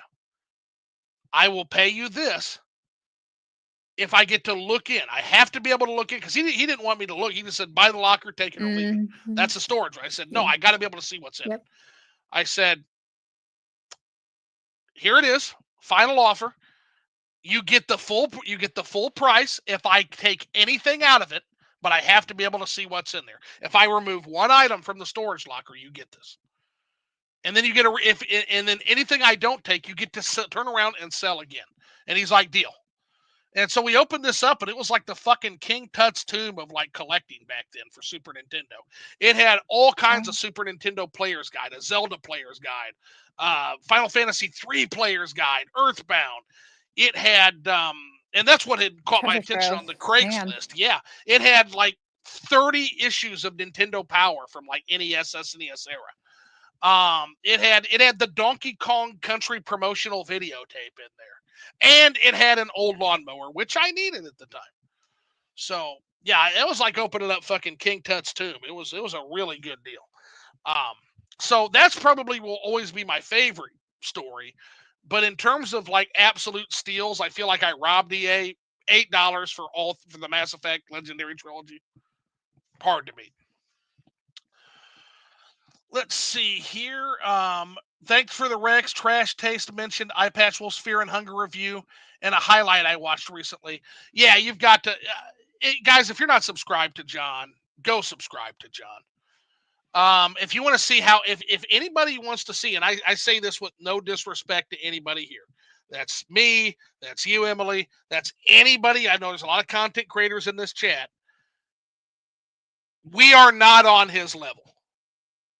We are I don't not to be that great of a content. We are not on his level at all. None of us. Go check out his content. It will make you better YouTubers, and it will also give you some absolutely incredible narrative videos. Like, that guy partially inspired the new project. I just want to point that out. He partially inspired it. I love the way he does content. Storytelling, I feel like, is a gift. It's something I've been trying to improve upon. He's me too. But Eye Patch Wolf is that one channel that I look at, and it sometimes makes me want to quit YouTube. It's that good.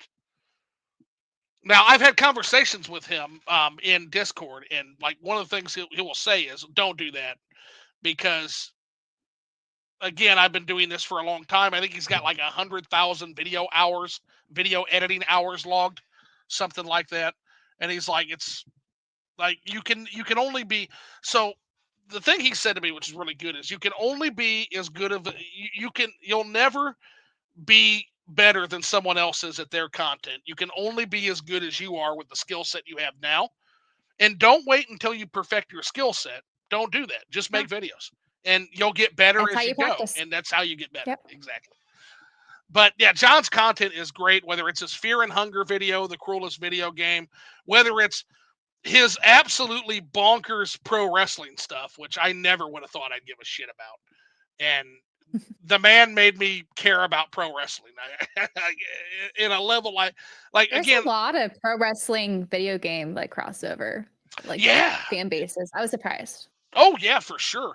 Like his video on Roman Reigns, which fun story. I know Roman Reigns actually. I actually know Joanna Why he is his real name in real life. I know the guy. We're not friends or anything, but I've got his card, which is fun. But I knew he was a wrestler, and he was at some entrepreneurs convention is where I met him at, and we hit it off pretty well.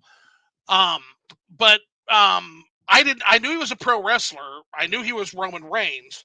Like that's his whole character in the wrestling. But I didn't know shit about him other than that. And he was doing some entrepreneur shit. He was doing some business ventures.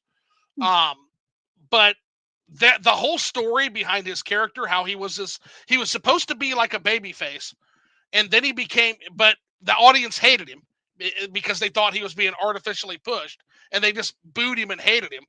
And so then he ends up leaving, and when he comes back, his new shtick is he rejects the audience like they once rejected him. And so now he's like this fallen, like fucking, like he hates the audience now because of what they did to him. And it's just a crazy example of a storyline, John's point is, that can only happen in pro wrestling. Welcome to the world of pro wrestling, where fiction impacts reality, and reality impacts fiction, because it's a fictional story being told in real time, in like actual real time over long periods of it's like long-term booking and storytelling. And so it's a really, really cool thing. And I'm like, if you ever thought you would make me give a shit about like the fake pro wrestling characters, but he did it. I saw him like, oh yeah, I know that guy. I've talked to that guy before. And it's like, oh, there's this whole fucking story, like this whole fake story that he tells with his wrestling. That's really cool. Let's see here. 90s Handheld, at least we got stickers with the US version. We did get the stickers. That's true, 90s. Did you get stickers, Emily? No stickers. No stickers. Okay, so booyah. No. Do you ever use stickers when you get them in games? No, I'd rather have the art. I'm just trying to make myself feel better. So we got the stickers. Yeah. You can attach the stickers on the inside cover, so it's like cover art. You could do that. That's true. You could do that. Round 998 says, yes, Xenogears is on the PS3 still. Okay, so I got several ways to play Xenogears, which is good. There you go. Oh my God, Emily, are you playing Xenogears? What are your thoughts? So what are your thoughts on Xenogears, what you played so far?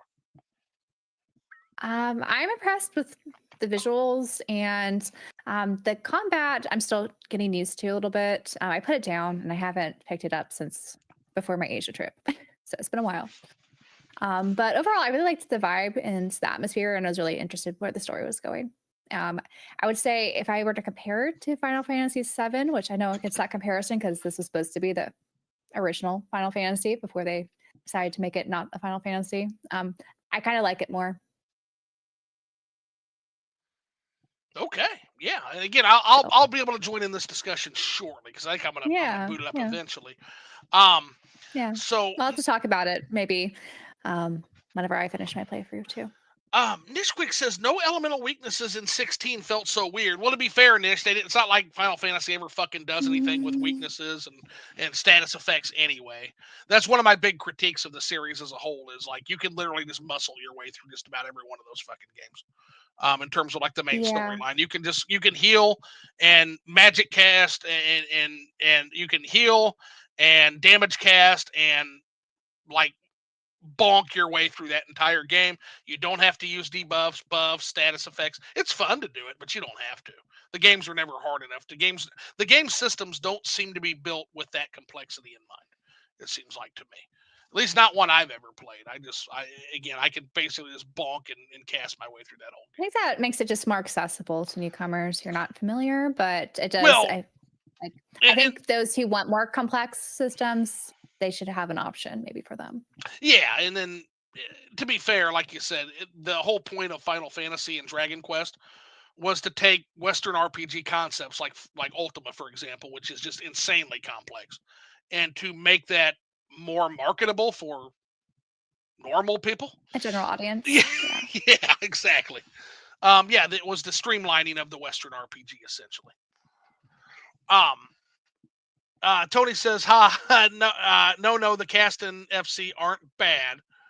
But limiting spoilers, I'll say I thought some people on the good side were wrong and some people on the bad side were right. Moral complexity. I like that. Yes. It's good when things aren't so black and white. So yes. Sky has some interesting. So Christian H, welcome in the chat. Says, why do you guys think Civ 6 is the worst game ever made? Because it's not Civ 4. Easy way to answer that question. Emily, any thoughts on Civ? I never played any civilian games, so I can't speak. Yeah, suffice to say, if you're not playing Civilization 4, you're doing it wrong. And people can fucking fight me on that. Let's see. Xenogears has my favorite JRPG villain. I won't say who though. Some might know who it is. LOL.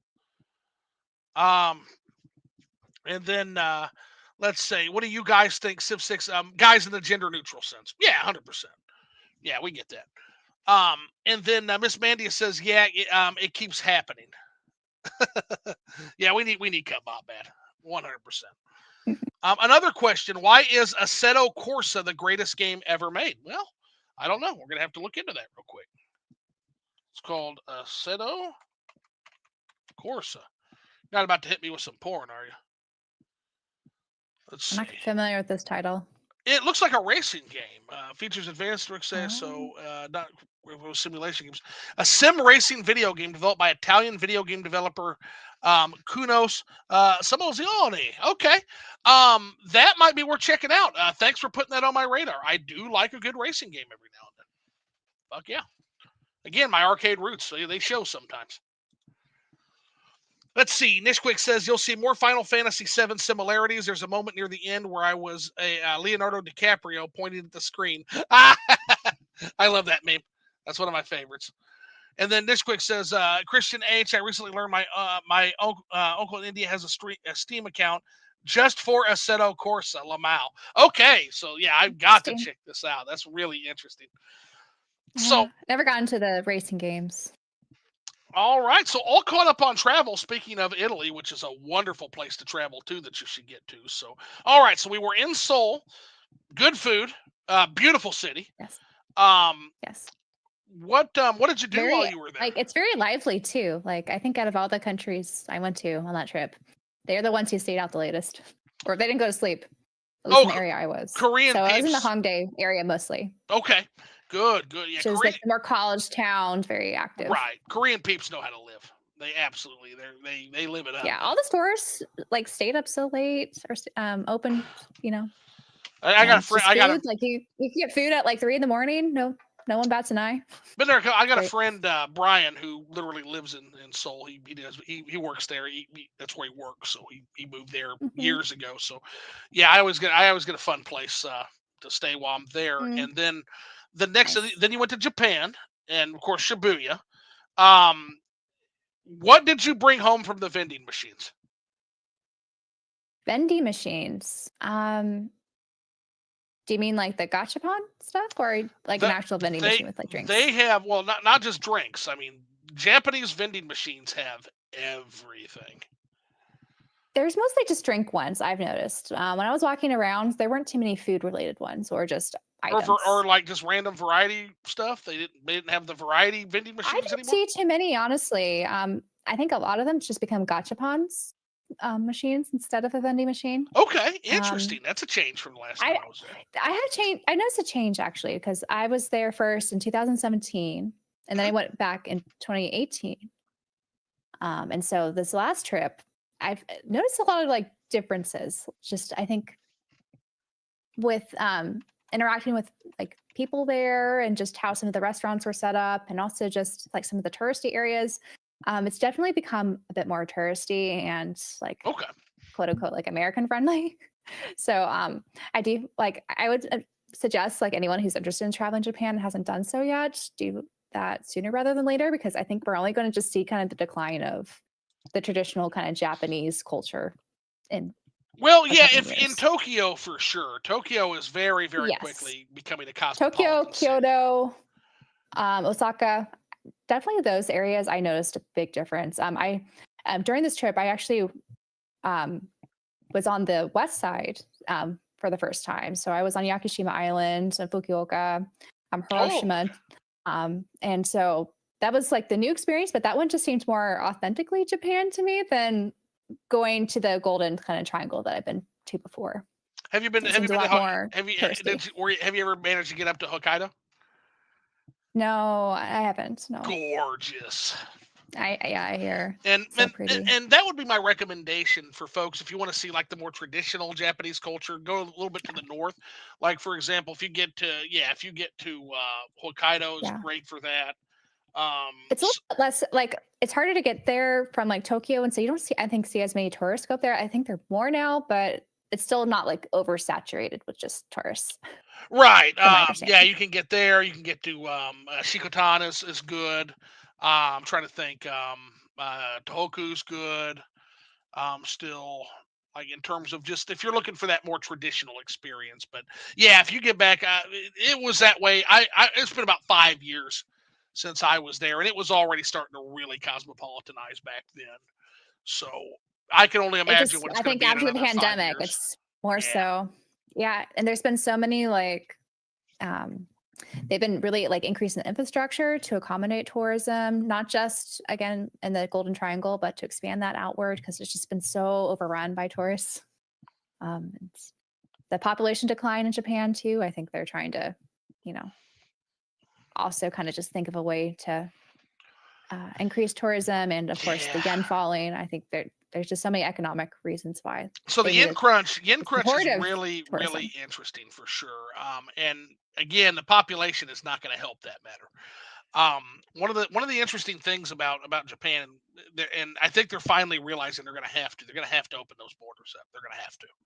Yes, I think There's so. there's no ifs, ands, or buts about it. It's gonna be a culture shift, and again, it is going to change things. So, It yeah, is. it's yeah, you kind of on a.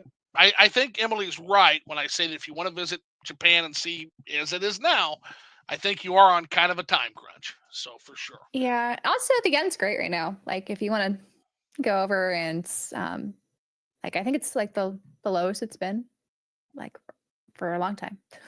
Well, and again, you can get a lot of people are intimidated by global travel just because they think it's going to be expensive. You can do it cheap, not as cheap as it used to be. Back in my heyday of world travel, when you had like It depends when you go. yes, I can tell exactly. you my flight prices. So I'm coming from California, and I went to Korea first, and so my Okay, plane ticket was only $280 okay, yeah, from San Francisco to Seoul. That was cheap. that's not And bad at all.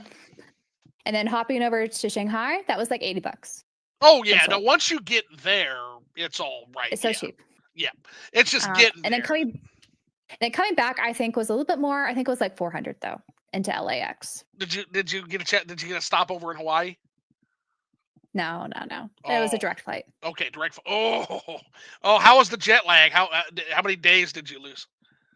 It took me a couple of days, honestly, and Yep. which was really bad because I was starting work like right after I came back. Jet, I only jet, had a couple of days Jet lag will knock you out when you get back. Like the time. It does, especially that distance. It's awful. Oh, it's. And the older you get, the worse it is. Yeah, trust me. It's bad. I think the worst I ever did was the one to Egypt. Oh, Oh, yeah. that was brutal. The fucking direct. I would never recommend a nonstop overflight to you. Oh, It was nonstop. Dang. yeah, it was not. Yeah, that was a nonstop. That was a straight there. Dang. Like that wasn't even. We took that, and the reason we did that, we were, and you couldn't do that. That's that you. I think you would have to refuel if you're on a bigger jet.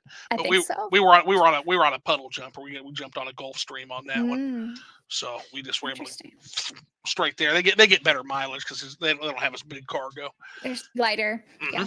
Yeah, we were on a Gulf Stream for that. By the way, that's the way to fucking fly if you can. But that It's was hard these days. that was There's a only so special many options of that was a flights. special trip. Also, I can't crow about that too much given what it does to the environment. It's fucking terrible on the environment. So There's that too. but there's another city. If you ever get an opportunity to see Cairo, like legitimately one of the world's great cities, Emily. It's so cool. And I think it I was know one of Egypt is still kind of not the safest now. But not now. hopefully in the future. Well, it's when we were there, we actually stayed with actually our host at that time. He was a general who lived in Cairo. And we just called him the general. He was a general. He was one of the generals in the Egyptian military. And I'll never forget like leaving when Mubarak got deposed and thinking to myself, "Oh shit, I really need to write that guy." I wrote a letter, and he was okay. In fact, the military did very well after that. But it was one of those things where it's like, "Oh boy, I hope my friend's okay after all that." Because that was back when and I don't even know if people might think I'm crazy, but this is before Airbnb, right? So back when I did a lot of my world traveling, we didn't have the Airbnb. What we had we had the world travel forums. So we had message boards and forums literally devoted to promoting cosmopolitan interests and world travel. And so what you would do is you would just stay with some normal person. You would bring a gift from your home country. And basically, it was a really, really good way to stay with a local person and see and not do the tourist thing, but to literally see their country the way they see their country. And so they will show you where the good in theory, food that sounds so cool. It was you amazing. can see how that's more difficult nowadays to do Airbnb has eviscerated it. Yeah, because now what they're going to do is those same people who used to stay there, now hey, you can go stay there. You're going to pay for it, and they're not going to be there because they're using their house as an Airbnb now. So, but also when you factor in safety and all that, it's just hard nowadays. That too, yeah. And again, you could make the argument that I was fucking crazy even then to do that. Well, I had friends who did couch surfing. There was that couch surfing website. That's what I'm. Yeah, that's basically. Yeah, it's kind of like that. Yeah, this was more cosmopolitan in nature. It was trying to specifically promote world travel, but yeah, the couch surfing was another great thing, and all that stuff is basically dead now. Like it is. It's very sad, but that was the way we used to travel back in the day and do world travel. Amazing stories. Got to see Kenya that way. Got to see Belize that way. Went back to Belize though, and I got to say, do the tourist thing in Belize too, because there's a place called Caves Branch Jungle Lodge that I just rave about. It's literally a resort right on an Amazonian tributary there in Belize. It's right on the river. And you get to see gorgeous jungle. It's really nice. You're right in the middle of the fucking jungle. Another great place is Iquitos, it's called. Now, this is a fun one. Iquitos in South America is the largest city in the world that is only reachable by plane or boat. No roads go there. Like, isn't Juneau like that, Alaska? Or not boat. I guess boats there. I meant like roads. I'm not sure. I've never been to Alaska, but I would believe it. I was there when I was younger. My family did this cruise thing, which I'm never doing a cruise again after that experience. Bad cruise story? But, it was just lame. Honestly, cruises are not my preferred way to travel either. 10th grade? I was in 10th grade. Okay. So yeah, I don't know. Getting at that age, especially, it's just the lamest thing, and it's just so restrictive. It wouldn't be my choice.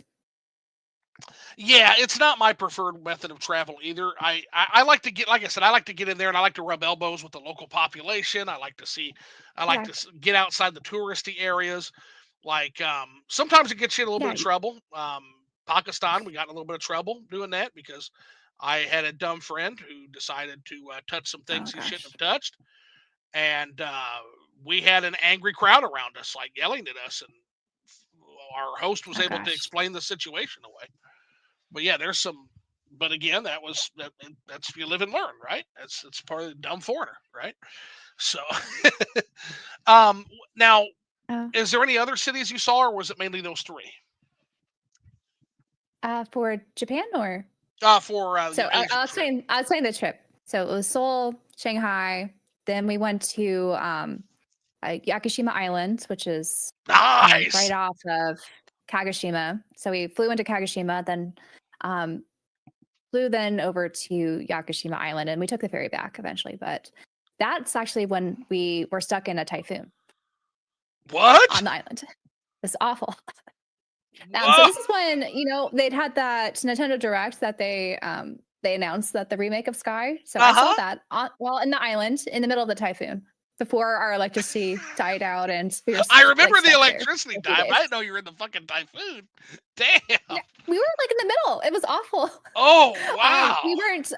We were generally like a little bit scared for our lives because, like, I think was it 2 weeks prior or 3 weeks prior they had that huge earthquake, like tsunami kind of thing that happened in Japan, right, like above Yakushima Islands. We're like, oh god, is this going to happen again? Because they kept saying like how there might be another great earthquake happen, and we're like, if we're going to be on the island, this is like the worst place to be when it comes to infrastructure for natural disasters. 100%. Yeah, islands are not known We for their. almost decided to cancel, honestly, the Japan part.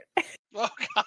Like at least that leg. No, that's So scary. like, No, that's do we legit want do we scary. want to just gamble on this? And the typhoon at its peak, I forget how many miles per hour the wind was going, but it was like 140 or something miles per hour.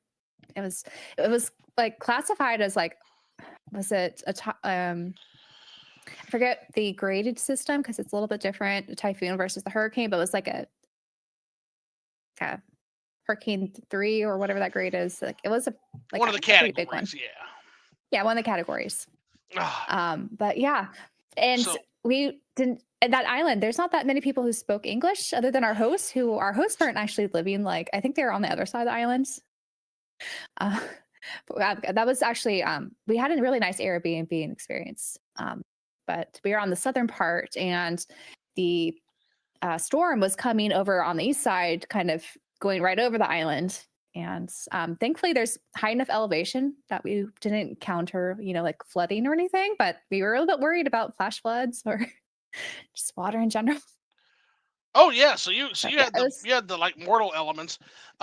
Did you have Yes. any trouble with the task doers? I guess uh let me elaborate on I that. mean, So I had a buddy when I traveled my first time there. And this is actually for any big city in the world, by the way, guys. And it was my first trip. And we were going to, it was this was London actually. And my buddy said, "Hey, whatever you do, don't let anybody do anything for you." Okay, so we're gonna get off our flight, we're gonna get on a train. Anybody tries to do anything for you, mm, don't have them do it. We got off. We went to go hail a cab, and we're sitting there waiting, and all the cabs are coming through, and all of a sudden, here's this guy comes up because the cab stopped and trunk opened up. Guy comes up and says, "Hey, you want me to put that bag in there for you?" I'm like, "Yeah, sure, man." And my buddy's like, "Nope, don't do that." No, sure enough, grabs the bag, puts it in the trunk, and he looks at me. And I'm like, "Yeah, thanks, man." He just looks at me, and I'm like, "Everything okay?" And my buddy's like, "Hey, pay the man." I'm like, "What?" He's like, "Hey, pay the man. I told you not to fucking get. I told you not to fucking give anybody shit. He just picked up your bag and put it in the trunk. Pay the man." I'm like, "You got to be shitting me." He's like, "No, fucking listen next time." So that'll be $6. yeah. Like Well, literally. Japan actually they don't have a tipping culture. Oh, So if you tip them or you intend to tip, they are kind of offended. well, I'm not talking about necessarily. Yeah, I'm talking about like the more vagrant style in people. general. Yeah, talking about the people that I thankfully didn't encounter any of didn't those. encounter that. Okay, yeah, because that's what had that's just about any big city. There's a We lot of did people. have someone in Shanghai though. There was reports of people like there's this famous like garden area, and they're known for like tea and stuff. And so there were reports of these like English people, like people who spoke English. They would come up to you, strike up a conversation, and ask, "Oh, do you want to come get tea with us? This is a really famous tea house or something, and you could come and sample the tea and whatever." Right. Have traditional Chinese tea. And apparently like a lot of those places are just like scams. Like they recruit tourists and then they charge them ridiculous amounts of money for their bill for whatever That's tea the kind of ceremony they were stuff. given. Yeah. So this And is. we had someone approach us for that, but we knew. We're like, oh no, thank you, we're not interested in tea. We actually had we had so much milk tea in China because it's cheap, like so cheap. It was like under $3. Those milk teas are so good too. It's so good. Like I'm not into milk teas at all, except they had these like fruit ones with mango, and I was like, oh, I had so many of those. They were so good. they're and if you were to get the same drink here, it's like $15. Oh, not that. Minimum. Yeah, I what is it? They had a sweet plum one that was so fucking good. I'm sure that's good too. Oh, Yeah. so good. And look, can we talk about the fruit culture in Japan? It just hits differently, man. So Japan in general is kind of a refinement culture. And so what they will do is they will take things and they will take it to the fucking max, man. And so nowhere is this more apparent than their fruit culture. Um, there is nowhere else in the world I've ever seen that will charge you $60 for a strawberry. And here's the thing, guys, it's almost worth that. It's good. It's good fucking fruit. The There's way pros they and cons. yeah, it's like a white strawberry. It costs like $60. Fucking Mm. delicious. Some of the Wagyu beef they have there. Oh my god! I brought home some Wagyu jerky that was just incredible. Like melt in your mouth, and it's jerky, and it melts in your mouth. Like Yeah, you have to be careful though now, because apparently all the like if you go like in the touristy areas, and if they advertise in English like Wagyu beef or Kobe beef, it's not really Kobe beef, but they'll overcharge you for what you get. well, So, I mean, and again, unfortunately, there's been some taking advantage of some of the tourists, I think. right, and that's always a When it danger. comes to that Not stuff going to now. get me with that. I was a meat cutter for years. I was a meat cutter for Yeah. years, so I can spot But Wagyu. it's more of an issue I think now than when I was first there. Right. For sure. Yeah, if there's not more flecks of fat than beef, it's not Wagyu. Like you got to look for that ultra speckle, that ultra speckle, and it should be consistent throughout the whole cut. Do you think Kobe beef's a little bit overrated if you get a really good Wagyu instead? It's just as good, if not better. So yeah, I think they're both good, but I'll tell you what blows them both the fuck away, and it's actually Chianina beef. What is that? Oh, so in Italy, there's a heritage cattle called Chianina.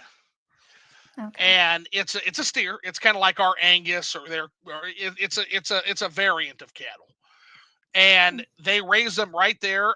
So this is like the Tuscany area, right? And we were there with a rancher. He had a rancher and a vineyard. This guy did that hosted us, and one of the best meals I've ever had in my fucking life. It's called bistecca alla fiorentina. Okay. And what this is picture a porterhouse steak that's cut about 3.5, 4 inches thick, and is cooked right on a fire made out of grapevines, right? Oh my fucking! No seasoning, right? Just a little salt. A little salt, little pepper, a little olive oil, maybe a little garlic. Okay. They throw on there. Okay. You cook it and you share it with two. You share it with 2 or 3 people. Some of the right around the fire. Oh, it was amazing. You got the vineyard. It's just absolutely gorgeous. But I'll never forget the rancher kind of looking me in the eye and being like, enjoy that, because even here we're starting to emulate the American model of beef production. He said in 30 years there will be no more Chianina cattle. And I just sat there and I had a piece in my mouth, just kind of slowly chewing on it, savoring that, because I'm like, wow, this might be the last time I get to try this if I don't get back here, you know. So, Yeah, like it's interesting. My friend, she doesn't eat beef at all in the U.S. She only eats it like in Asia because she thinks it tastes better there. well, it wouldn't surprise me at all. It Yeah, if doesn't you're, surprise me, but yeah, I try. See, I try when I it buy does my taste differently here. when I buy my food. I don't do a lot of our shopping. The girlfriend does a lot of the shopping, but we we favor local, like local farmers, things like that. And we got a pretty good market here for that because again, Springfield, Illinois, we're right in Yeah. the middle of fucking farms and cornfields, so we can get pretty much anything we want as far as like good quality stuff. You have to, Chicago's not too far away, too, right? So yeah, there's probably if yeah. you wanted to import stuff, it's stuff there. Oh, Chicago's got a fantastic. Chicago and St. Louis are actually pretty close, both cities, and they both got a pretty wonderful import export market. And Okay. we don't Yeah. have too bad. We got a nice Asian market here. Got a nice. We've got a Hmm. nice Asian market. We've got what we call the masala mart is what they call it, and it's an Indian market. And so and we also had we don't have it anymore. I say had because the people of Springfield are fucking Philistines. But we had an African market, which you're able to get delicious. So the best goat Hmm. anywhere. You're able to get really good fish sauce. The best fish sauce stocked anywhere I've ever been. Like just absolute. Okay. They take fish sauce to an art form at this African market, and we don't have it anymore. We don't have it anymore. Just Um, like we had Kingsway, had a delicious Nigerian restaurant, but guess what? Didn't get supported here because these people are fucking cretins. And so it went. yeah. It ended up packing up. And they went to St. Louis, where there was an actual market for it. So anytime I'm in St. Louis, I try to stop by Kingsway, see my old friends. But yeah, get some authentic Okay. Chapman punch, some authentic Gizdodo, authentic Osun. There's some really good stuff there. Really good stuff. Let's go. Yeah, unfortunately, I live in an area like there's a lot of good cuisine, I would say, in California. Just my area, unfortunately, it has a very bland palate. Ugh. So that's why I don't really eat out too often. Yeah. What would you? What's your Luckily, favorite in your area? Like if you were to peg one restaurant, what's your favorite? we have a pretty good barbecue place. I do like Barbecue. barbecue. Okay. Yeah. Nice. Hmm. Southern style. What kind of style? We have in my area of California, we have our own kind of like dry rub, marinated stuff. Tri-tip's really big here. So Oh, you guys have discovered. Oh, tri-tip's so good. hmm it's Yeah, good. tri-tip's really good. A lot of people don't know what I talk about when I mention hanger steak. That's kind of a Midwestern thing. There's only one on every Mhm. cow, and it's fucking delicious. But a lot of people don't know about it. It's kind of a hidden cut too. They also call it butcher steak because most of the time it goes home with the butcher. You have to basically Mhm. fight with the butcher over it, and he'll and haggle with the butcher, and he'll say no at first, and then it's like, hey, look, hey, let's talk price, and then finally you'll get it with a good enough price. He'll let it go. Basically, you're going to pay somewhere between ribeye and fillet most time for a hanger, but Interesting. it's Do you cook tasty. it specially or is it You cook it any way you cook any good cut of steak. So any way you cook a okay? strip or a ribeye, same way basically. Maybe a Okay. little less because you want it to be a little more rare because it's a little tougher. Yeah. Yeah. But the flavor, the intense flavor, it's got one of the best flavors of any beef outside of like a top round or like a sirloin. The flavor profile is just out of this world. Loses a little bit of tender. It's kind of like tri-tip, but more intense flavor if you can believe it. Very intense beefy flavor. Nice. So, Yeah. And I'm thankful too, like in our area, at least in California, like a lot of the fruit and produce is grown here. So mhm. we have a lot of local options for that. Yeah, you guys also have the salt and straw ice cream places up there. I fucking miss that so bad. Like, do you have a salt and straw? No, I don't. I'm not sure what this is. Oh my gosh, you've got to. Okay, so when you get an opportunity, like, do this ASAP. Google salt and straw ice cream, and like, let me Mm. do it real quick. I want to see what flavors they have. I literally get this shipped in from Oregon. Let's see. Uh, I have my sources for my ice cream. What's your ice cream? Just because I will try it. I'm an ice cream It's fiend. this. I think I've showed it to you before. It's like Umpqua. I think they're out in Oregon. Oh, you have shown me that. Yeah, I actually that was Hmm. delicious. That was It was delicious. really good. Oh, you were able to import or get some delivered? Yeah, well, we got because we're ice cream fiends. We try ice cream from all over. So yeah, my Mm, new obsession that yeah, was yeah. really good, and then Oberweis was really good too. Nice, Is nice. so Yeah, I really Jackal. like the they do chocolate really well because I think a lot of chocolate ice cream sometimes it doesn't taste like chocolate, you know. So I feel like theirs actually tastes like chocolate. Actually, I'm on the site right now. It's time to order some more salt and straw because Essence of Ghost. I fucking Mm, have to get that. Like, come on. But check it this out. sounds fitting. A haunting combination of scotch infused sherbet and dark chocolate ice cream. Fucking God, that sounds good. That sounds very unique.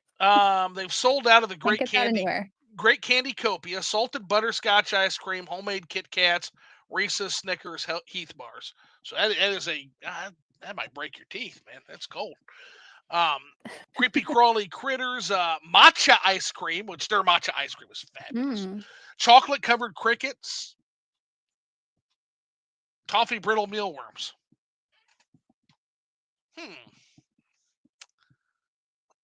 I don't know if I'm ready for that. And then you got Jack o' Yeah, Lantern I don't know. pumpkin bread, pumpkin spiced ice cream, pumpkin bread, whipped cream cheese frosting, blackberry tamales, coconut blackberry sherbet, masa curd pudding, cornbread crumble. And then you've got like their classics. They have the best caramel ice cream you'll ever have. And they've got a really good vegan ice cream, coconut and pure Oregon mint oil. Make magic for a delicate floral ice cream freckled with dark organic chocolate. Really, but yeah, salted malted chocolate chip cookie dough is good. But the sea salt caramel with sea salt with caramel ribbons. That's the one. That's the Mm. classic. But yeah, um, yeah, ice cream fiend, and yeah, I'll have to try that butter that Scotch one. That sounds good. I'm drinking Scotch actually. I didn't tell everybody what we're fucking drinking. I'm on the Scotch train, so more Scotch tonight. This is a 30-year Scotch, Lafroy. And then, what are you drinking tonight, Emily? I wasn't able to grab anything, so I just have water with me. Just water. Hey, I don't buy alcohol usually, except for like special occasions. So Vita. there was What nothing stocked here, unfortunately. what's your drink? When you do drink, what's your drink? I'm a fan of hard kombucha or ciders usually. I like sour beers, so that's usually the way I Nice. go. Okay. Yeah. Any special Yeah. craft beer you like in particular? Got a good craft beer scene here sometimes. It's hard to say. It's been a while since I've done the craft uh, beer stuff, yeah, but we do have some local ones. I'd rather not disclose exactly what those are Sure. because Exactly. I'll Ah. figure out where I live. No, 100%. But Rolling Meadows Brewery, they closed sadly, but mm, Rolling Meadows that's too Brewery is fucking. That was my haunt for beer, and it's gone now. Sad. They rolled up. They were basically acquired, so they're still around, but they don't make the same stuff. It's just not the same, man. When you lose your beer place. bad. Yeah. Oh, goodness gracious. So Yeah. Nishquick says, "Gotta go, but have a great rest of the show." Rowan998 says, haha, couch surfed a bunch while backpacking Europe back in the day. Oh, you got to do the backpack trip. That's awesome, That's man. fun. That is awesome. Where did you go? My mom did that. I'm jealous. Yeah, I never got a backpack trip. Never got like a bike trip or a Either. backpack trip. I've been to a lot of those European countries, but to backpack through there, that's an experience, man. That'll be with you forever. Yeah, Oh, I think we're both too old for that now. yeah, that makes you a oh yeah, no, it'd knock me the fuck out now. That opportunity has passed. 100%. So dang, I'm freaking late to the show, but hey, all never too late. Fuck, we're late to the show. It's a liquored up live. I'm late every fucking show. So arriving late, arriving fashionably late is the name of the game, man.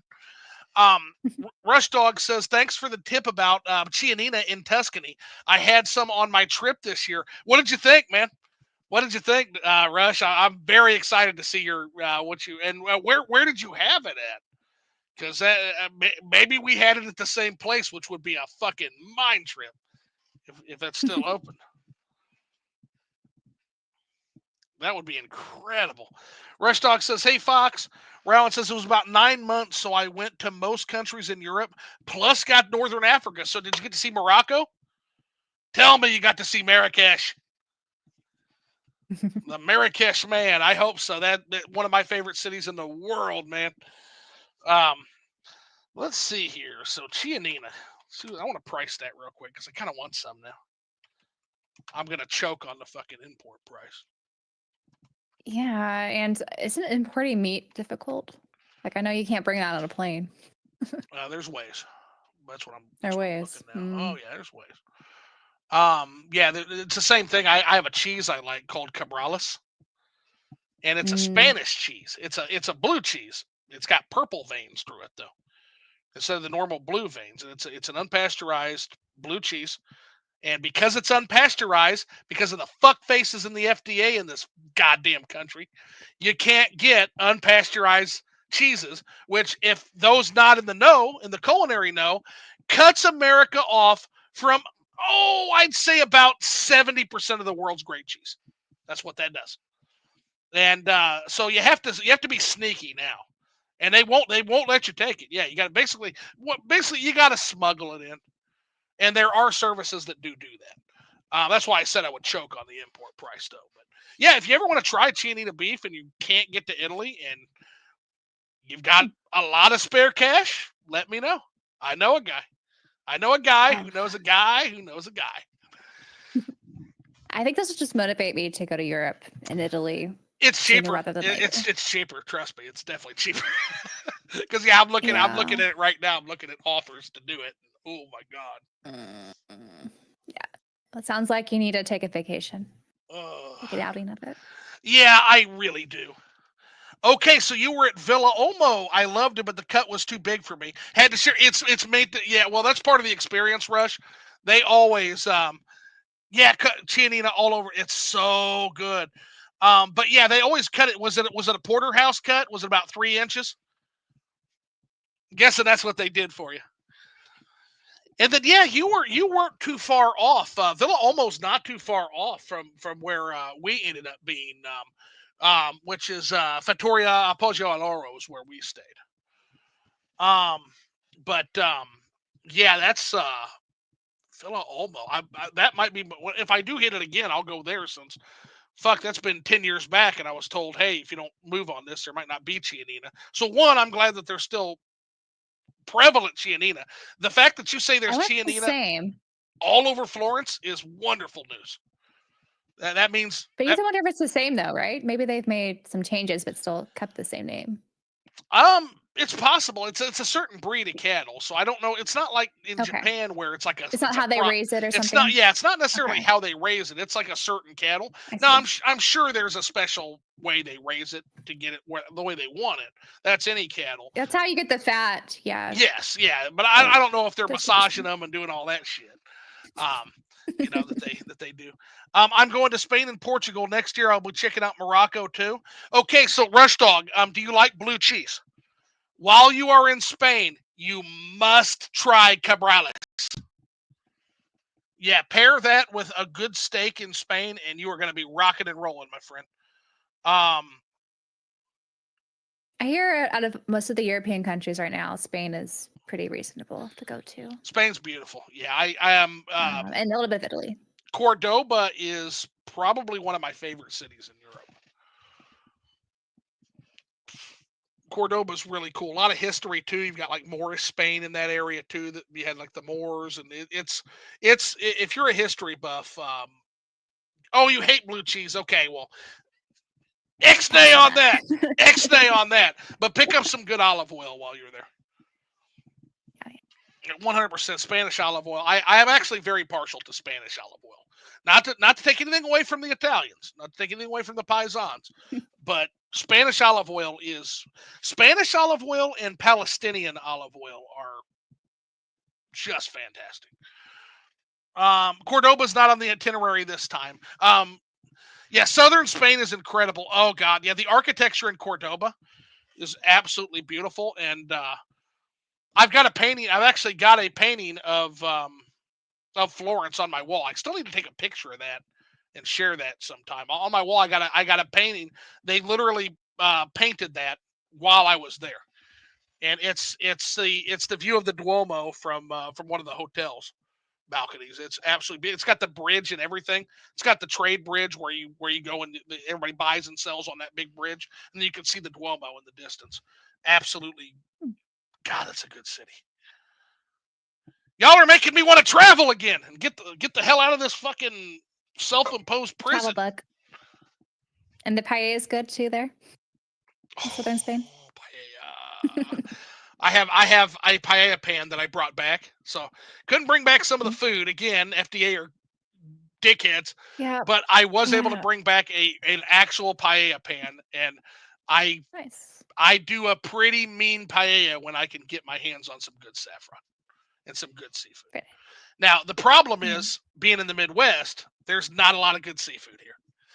So most of the shit we get, it's either frozen, not ideal, or it's shipped in and it's a 1 or 2 day overnight shipping, also not ideal if you know anything about good seafood. So yeah, anytime I manage to get to the coast, I seafood they get like in Japan, right? Like years ago I went to their auction house or auction for sushi grade fish. It's all frozen. Yeah, I mean it hits different when it's fresh off the boat though. One of the best things I ever had in Louisiana, they literally pulled prawns fresh off the boat, fried them right there on the boat, fried them and served them. Absolutely. I think prawns and like that type of stuff definitely is improved. But there's just some grades of fish like the only way like when they are out at sea to get them, they have to freeze them. Did you try the blowfish? I did not. I didn't either. I was a coward. I did want to attempt. Don't want to attempt it. I thought about it. And it's also expensive. I didn't really want to. Yeah, I thought about it. I had a buddy do it. He was fine. I thought about it. But I ended up chicken shitting out on that myself. I did bring back a bottle of really good Japanese whiskey though.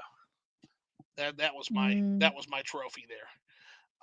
Finest whiskey in the world in classic Japanese fashion.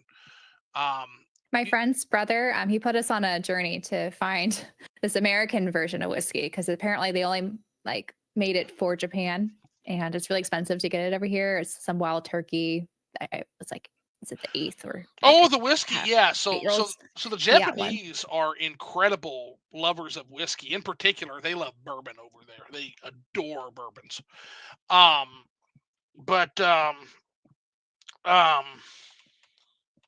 Trying to think. There's a great story about that though. I like the Suntory Distillery is the one I like. That's famous. Oh, it's great. I mean, they were the originators. Famous for a reason. Yep. Yeah, it was. So, yeah. Long story short, there is a. So the way that happened is, long time ago, there was about 40 years back or so, 40, 50 years back, there was a gentleman by the name of, his name was Masakata Taketsuru. And that's actually the founder of the Suntory Distillery, right? And so he went to Scotland, and he came back to Japan with the secret for perfect whiskey after spending years there in Scotland. And so basically he took the know-how and the things that he learned from master distillers of Scotch in Scotland, and then he came back, and if you know anything about whiskey, it's all location.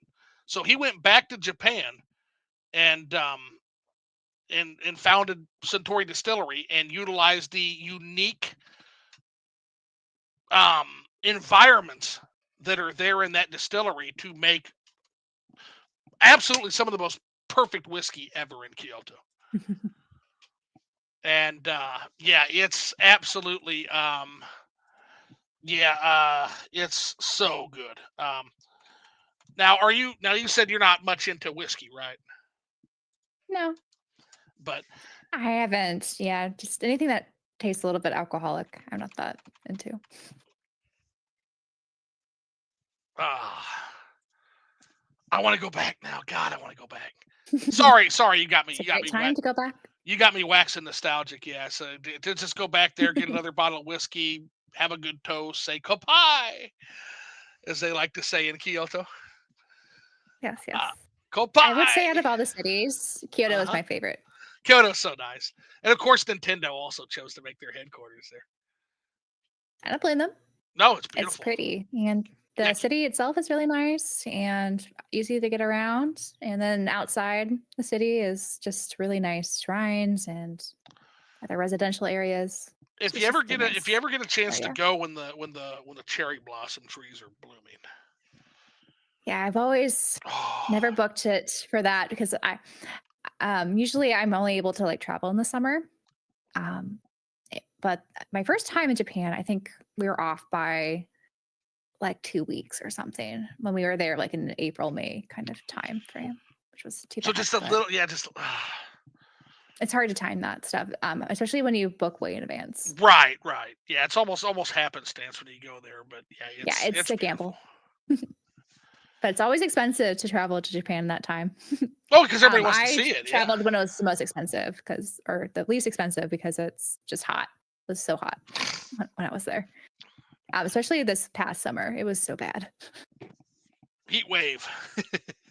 So It was so Rowan bad. Rowan says you know it. And then Rush Dog says we stayed at a place, yeah, called Villa Olmo. I loved it, but the cut was too big for me. Had to share it with the wife, and yeah, that's just the way that is, man. There was also Chianina all over Florence, which again bears repeating because that's great news. Um, I'm going to Spain and Portugal next year. I'll be checking out Morocco too. And then he said you hate blue cheese. Cordoba's not on the itinerary this time. And then Rowan says southern Spain is incredible, beautiful architecture and beaches. And I will be in the south, so Seville. Okay, maybe I can move some stuff around to see Cordoba since I will be so close. Yeah, if you're a history buff, I highly encourage Cordoba, and just it's absolutely gorgeous.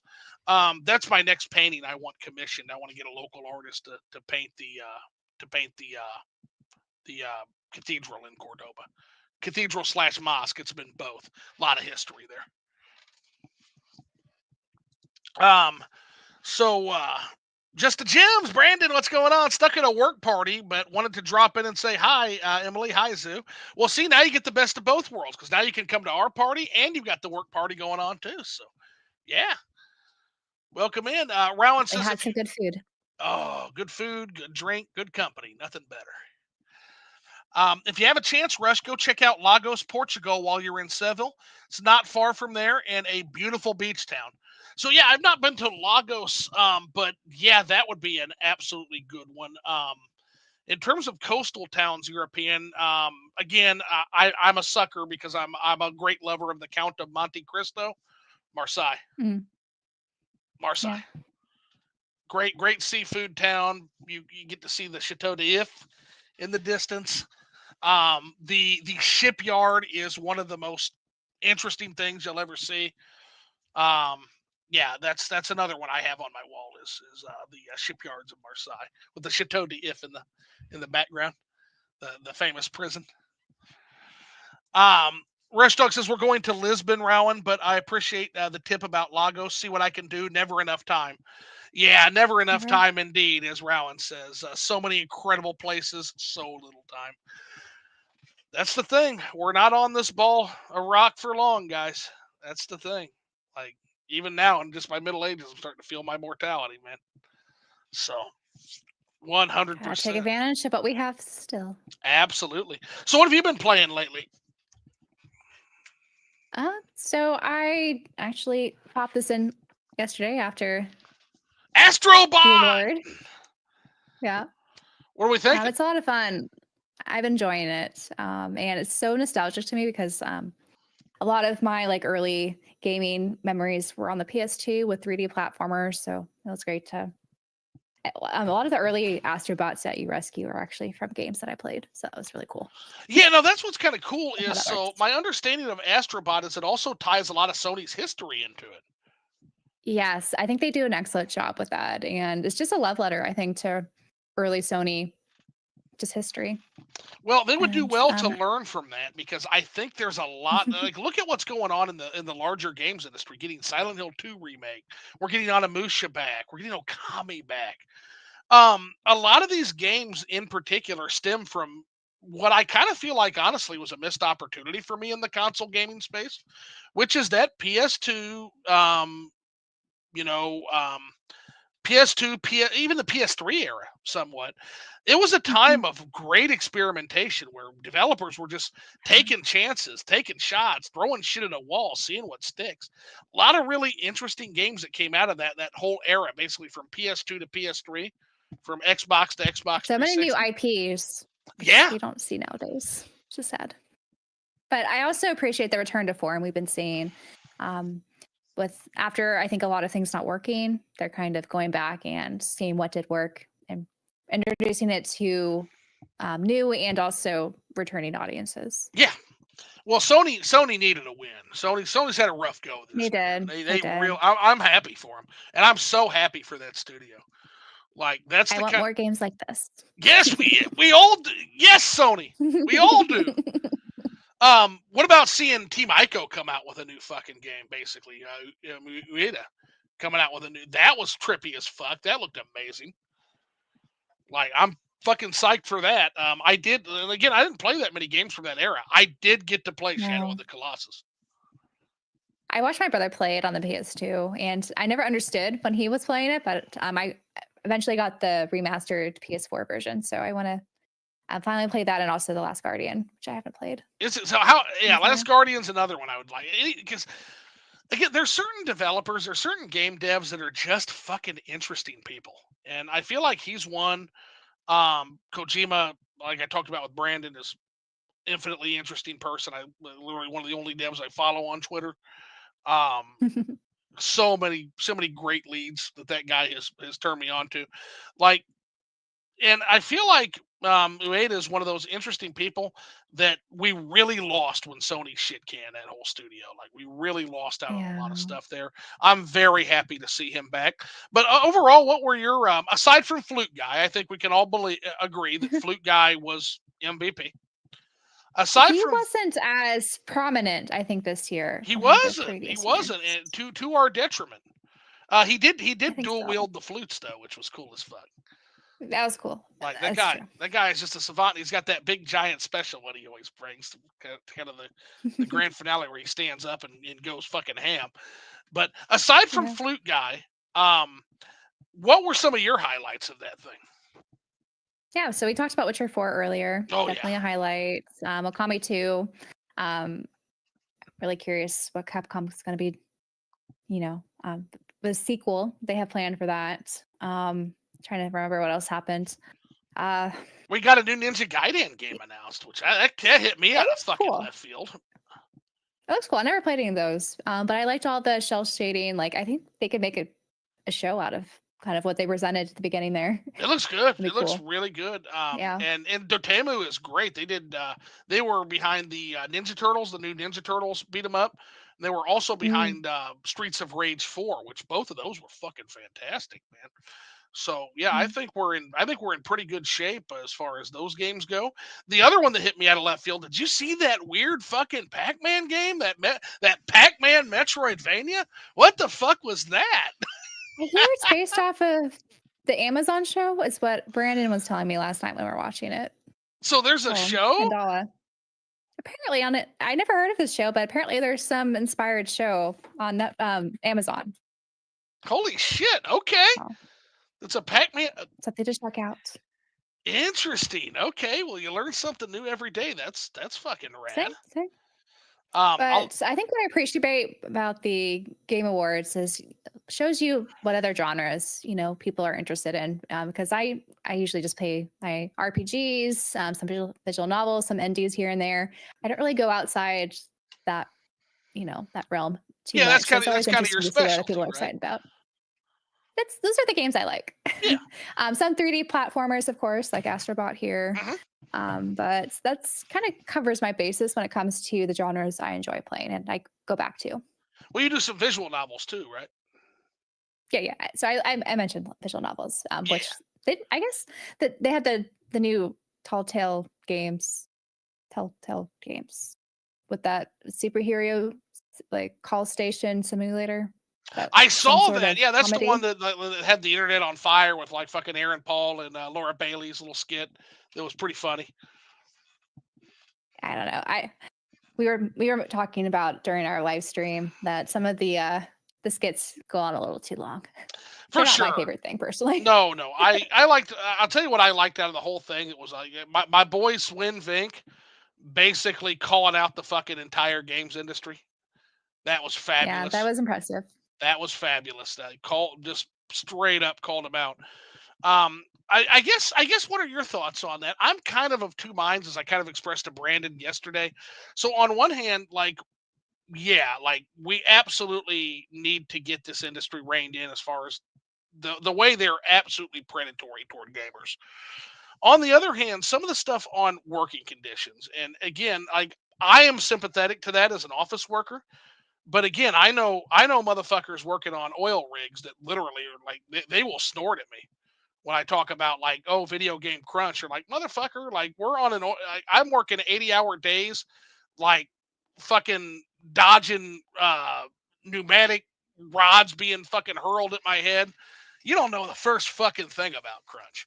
And so that's kind of a Sure. perspective I've been slowly learning as I talk to some of these guys and I start to kind of learn a little bit about some of the hydraulics, pneumatics, some of the things that goes on in the fracking industry, which I'm kind of I've got a good friend who actually has a company called One Oak, and it's one of the largest natural gas firms in the United States as far as that area goes.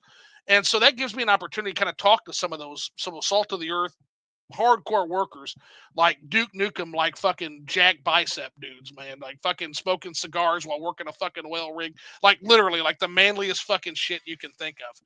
And like one of the things they do is they kind of mock this concern about crunch office culture. And I think it's just, I don't know, part of me thinks it's just kind of we're blind to each other. But on the other hand, for given what they deal with at work, I kind of get it. But what do you what do you think? Yeah, I can't speak too much about manual labor type of jobs Right. because while there are, I'm sure there's, awful conditions they have to deal with. And Yeah, I've never been on a most of fracking them, rig ever. no, but most of them, like their careers are very short lived, right? But they're compensated for that because of the time frame they're able to, be able Oh, to yeah, actually do that physical labor. these cats are manual labor, but they can literally Yes. sign their own paychecks. Like we're talking some specialized shit. Like they can Yeah, work yeah, anywhere but in the they probably only world. do They it can, for 10 years at most, right? yeah, Because of yeah, like yeah. when the body deteriorates, right? They're not able to continue Right, doing that. right. So they're paid handsomely for that. Exactly. You got to get in Um, and get the fuck out, basically, before it breaks you, or yeah. before you're But killed, when it comes literally. to yeah, exactly. But when it comes to the office worker space, like usually how the pay grade is, you're not going to usually pay them a bunch because their body's going to deteriorate over time. But with the crunch time, I do think there are, health concerns when it comes to that. I can only speak for myself as a grad student. When I was under crunch, I Right. definitely was not healthy. Like I was not eating and sleeping. Like that's definitely has some long-term consequences to it that is a little bit less visible than manual labor jobs. No, I feel you on So that. I think it's a concern on both ends, of course. 100%. Like I'm feeling it right now. Our company had some redundancies just because shit happens, especially given this Mhm. economy. We're kind of preparing, going, Yeah, and and I am working. stress. I am in the Yeah, office more than I have been in 3 years, man. And I it's forgot stress how. and not being able to sleep. Like that is Fuck. something that is like the worst thing for you.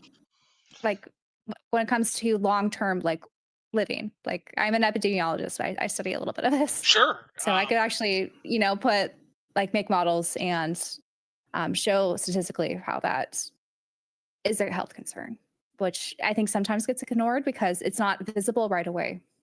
Oh, sure. We gotta. I'm gonna be as soon as we get off this. Next thing I'm gonna be doing at some point, if I've got it in me, I'm gonna log in. I'm gonna start working on payroll for Monday.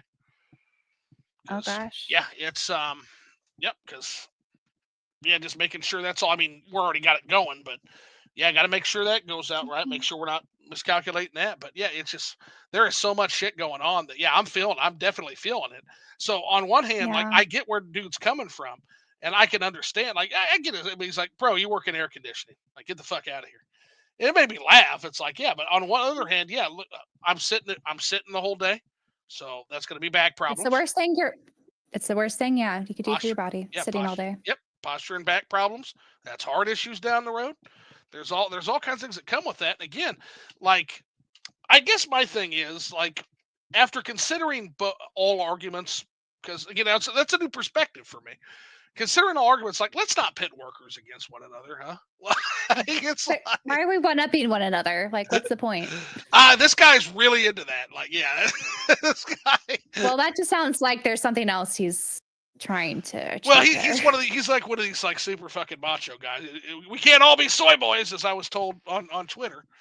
But like this is one of the kind of the no, opposite. it sounds like he's trying to compensate for something else. Might be for sure. But it was. I appreciate the perspective again. Having never done, I did some construction. That was not fun. Yeah, I think it's definitely respect for people who that's their livelihood, and again, because they're only able to do that for a short amount of time, like they should be compensated for that. So we pay like our firefighters and like other people who are, in that sort of occupation. They get to retire early. Whereas a lot of office workers, like I think we're going to see a lot of people, go past retirement age because of how, at least here in the U.S., how well, works. and I tell you what, it's a labor crunch, and it's causing the labor crunch. So one of the things is we used to emphasize blue collar work more. Now everybody wants that office job. Everybody emphasizes that office job, and what that means is because you can do office jobs longer, and because the whole economy is geared towards service and office cultures, baby boomers aren't leaving those positions, which means that the typical cycle of going and retiring, and it's just a vicious cycle because the baby boomers can't afford to retire, so they stay in the positions. And that means the young people can't get the high paying jobs that they need in order to start families, start careers, buy a house. Buy a house. So I really think that we've put average workaday people in kind of a canard here. In terms of that, I think we've really done a disservice de-emphasizing some of those blue collar high skilled jobs. Another guy I know runs a company. A lot of trade stuff is, I think, something that needs to be, I think, more of an avenue people look at. But more, I got a and guy. Some of them get paid so well. I got a bro who owns it's a HVAC company, and that guy literally is my age, and he's like a millionaire, like 6 times over, because he works so much. There is so much demand for what he's doing. He has no time to spend the fucking money. Like it's just crazy. It doesn't sound fun either. It's not. That's what he said. He said, I said, well, yeah, but you'd think, you're going to hire somebody, apprentice somebody, something like that. He's like, yeah, when you can get them. He said, most kids have been told for 30 years, got to get a college degree. Got to get a college degree to get that office job. So there's not as many, there's people out there. We can always find help, but we don't have the labor pool we used to have in these trades anymore. We just don't. Because this is specialized stuff. Like there's going to be a change, though. I think the pandemic has opened people's eyes to at least, especially at the student loan situation, that college isn't the key to success. Well, yeah, there's been a diminishing returns of college education for years if you're not going into STEM fields, but we're really starting to see that really, really heavy. Yes. I was kind of, and of course I got my degree, but it doesn't mean I have multiple degrees, so I can't. Yeah, sure, but it doesn't mean that it's the be all end all. And I got to tell you, no, it's not. Other experiences have opened more doors for me than my academia did. It's good to have, but I mean, a lot of the places networking is probably the best thing you could do. Yeah, when it comes to the labor force, just job market. Well, and that's what I'm saying. Like, say, you got your buddy who backpacked through Europe. I will argue that is as informative an experience as getting a degree in some ways. In some ways, more. You're going to have interesting experiences and stories, and you're going to have a skill set of being able to interact with various people. Those are killer skill sets, and I've always kind of talked about it in terms of multiplying values instead of just additional values. So again, the typical thing is you stack a degree on a degree on a degree. The buddy I told you about, I was thinking effect modification rather than multipliers. Yeah. Well, that works too. But yeah, basically what he did is he got a degree in real estate law is what he got his degree in. But then also, in order to pay for that degree, what he did is he did work on natural gas rigs. He was one of these natural gas rig guys. And so he got to see firsthand exactly what you could do and where to drill for oil and natural gas, and where to develop, and where the best place to potentially strike that gold is, right? And so he got to pair that experience of knowing where to develop with the ability to be able to navigate the legal real estate loopholes and buy land for dirt cheap, and as a result becomes one of the richest people in the country. And so that's more than an addition. He took the value of being, an experienced person in the natural gas field, and he paired that with a degree in that know-how that comes from that degree in the real estate law. And it's that Yeah. kind of just take a look at what I tell people all the time is look at creative writers and engineers. Engineers make fun of the writers. Writers make fun of the engineers for having sticks up their ass. Engineers make fun of the writers for being head in the clouds, fuddy duddy. If you combine those two skill sets, if you multiply those values, you get something magical. You get a technical writer. Technical writer, once again, can work anywhere in the world, write their own fucking paychecks. It's one of the highest paid Yep. professions in the entire world to be a technical writer, especially in some of these emerging fields.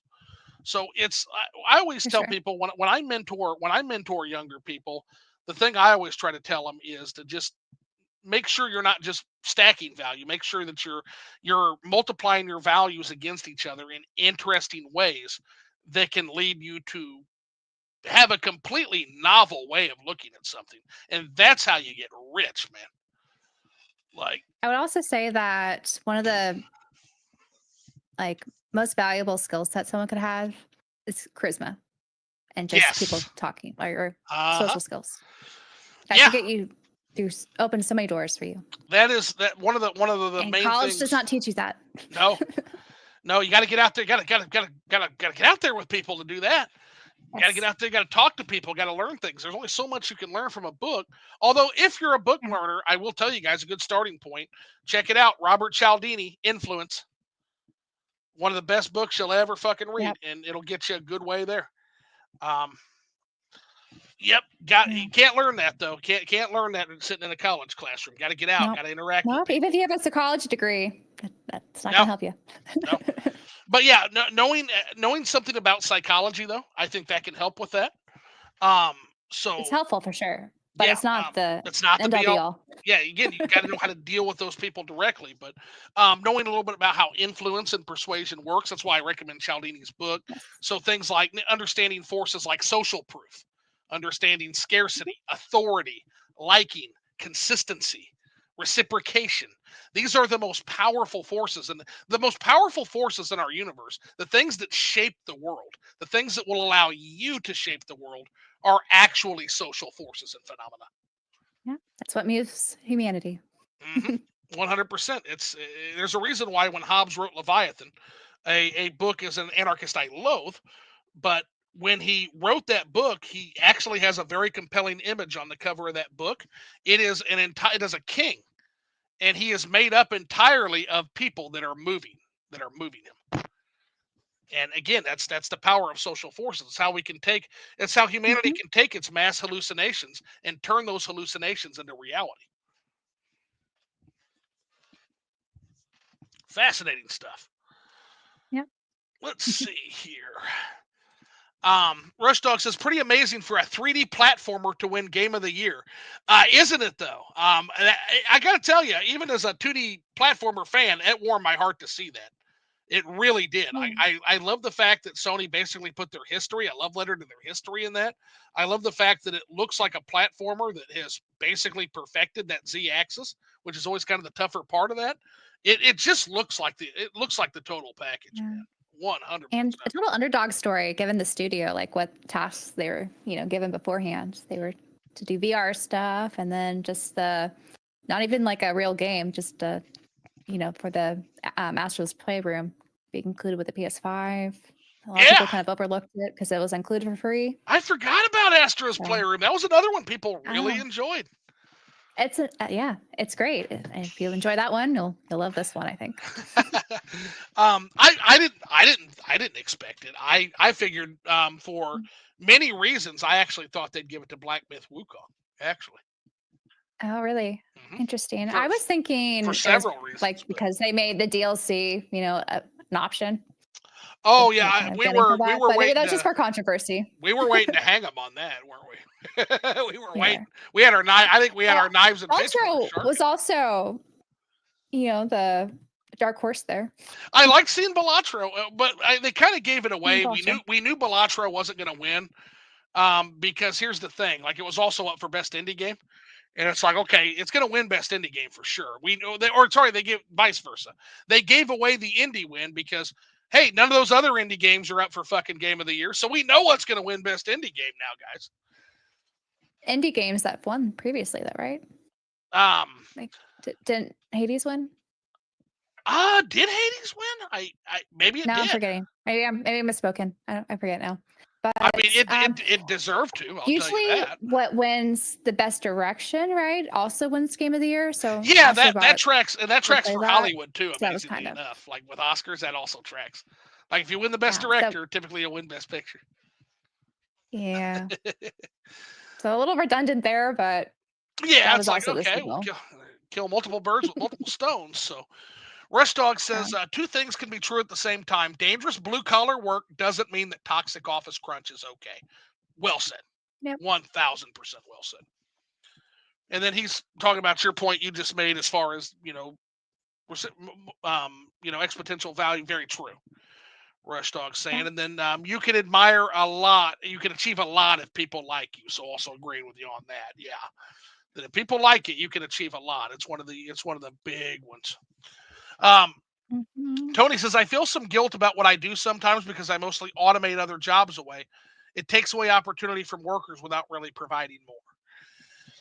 I mean, but here's With the thing. innovation comes more opportunities, though, right? Correct. Yeah. Well, that will eventually lead to more jobs. But I understand in the short term, I get what you're saying. In short terms, yeah. But understand that was always going to go that way, Tony. We're not we weren't going to go back to that. It's one of the things I was talking about with. I think it was either Inferno Fox or Brandon. I lose track of who I talked to about what at this point. But I was You talked to so talking. many. Yeah, I was talking about the fact that automation, we're going to get manufacturing back in the United States. It's coming back, but we're not going to get the jobs back because what's going to come is we're Yeah. going to have automated factories with machinists. That's what we're going to actually have in the future. So there was a T-shirt factory in Little Rock, Arkansas, that one of the presidents, that recent presidents, was bragging about bringing jobs back here. And well, actually, the term he used, the weasel word he used was, "I brought manufacturing back to America." No, you didn't. You brought, well, you did. Yes, you brought manufacturing back, but you're implying you brought jobs back, and you didn't. You have like 3 machinist jobs and a foreman job. Like that's all that came back, and so you have an automated T-shirt factory now, essentially. And so, because of automation, you're going to see manufacturing localize again, just because if you have the raw materials present, it's cheaper to do that. But it's not going to come with the jobs, because it used to be that back when we invented the shipping container, it used to be that the shipping container could be broke down into smaller units. So the giant shipping container can be broke down into a train car. Train car can be broke down further into 3 semi cars, right? And that allowed us to rapidly move cargo from country to country. And that kind of broke it wide open to where now we can manufacture a car with parts from 48 different countries. Now, because of automation, if you have the raw materials, provided you have the raw materials, it's actually going to be cheaper to manufacture locally again with automation. Because now, where before you were paying for cheap labor in different countries like Mariana Islands, like Ethiopia, like places that allowed for cheap labor, now instead what's happening is you're paying zero for labor. And you're bringing the manufacturing back home, and Nothing's cheaper than zero. exactly.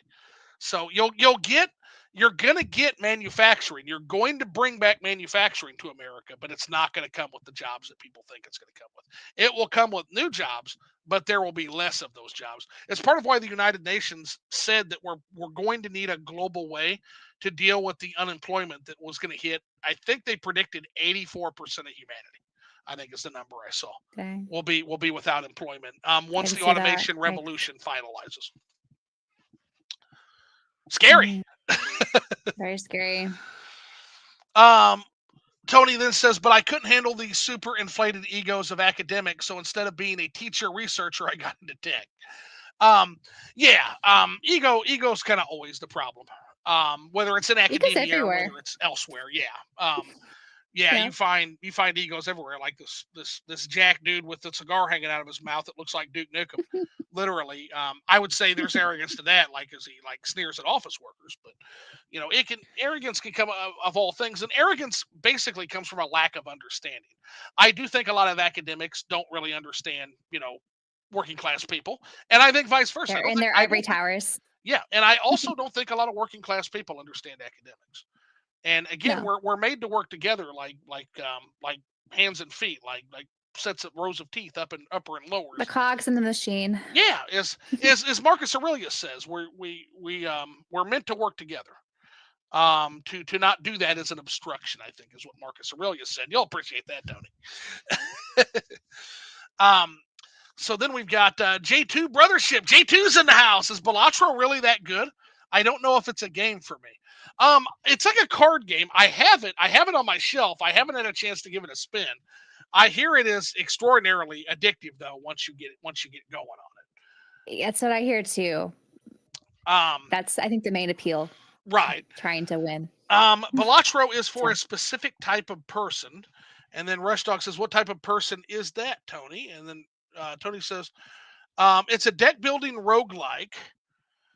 So you've got to be motivated by searching for cool combos, improving on your prior performance, etc. Very gameplay motivated. So there's another game like we talked about, Rush Dog. There's another game that is not going to be focused on world building at all. If you want a world building card game, you want to play Card Shark. But that's a different kind of game. That's not really gameplay oriented. It's more being a trickster and making sure you cheat correctly is Card Shark, which I did enjoy that. I enjoyed that one. Card Shark was fun. Yeah, it's a good one. Tony says, and the atmosphere is fun. Oh yeah. The Paris, the Parisian atmosphere of like the card tables of like 18. Oh, it's so cool. One of my favorite movies, but I just offhand mentioned. Have you seen Midnight in Paris, Emily?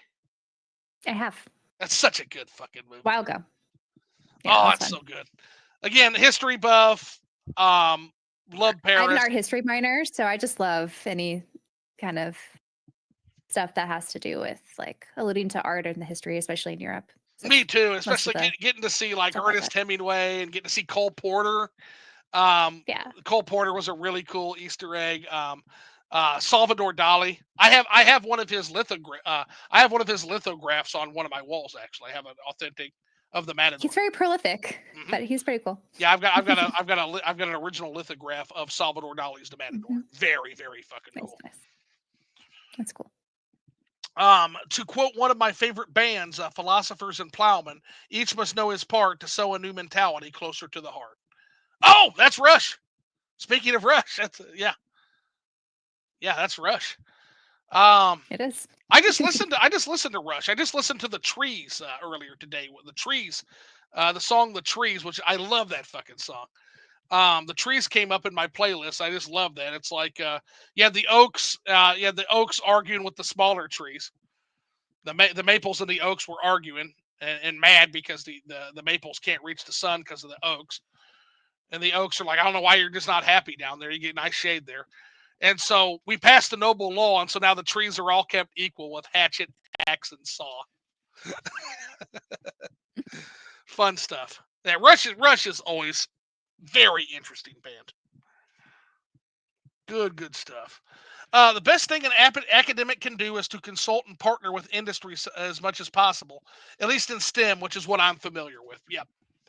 No, I consulting opportunities for sure. Yeah, I agree, 100%. Because again, that allows for exchange of ideas and perspective, and that's what leads us to crack some of these puzzles that we're going to be grappling with.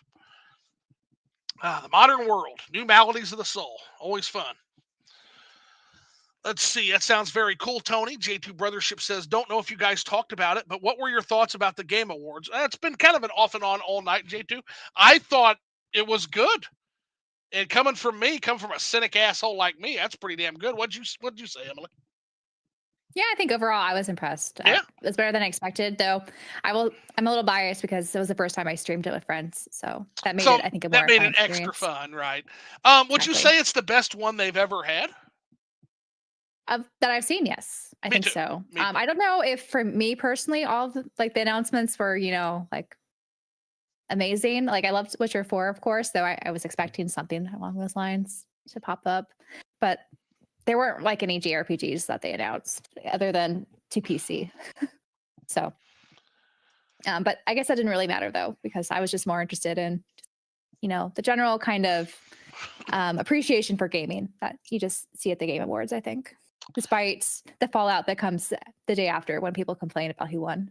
Right, right. You have all the arguments and stuff like that, and Always.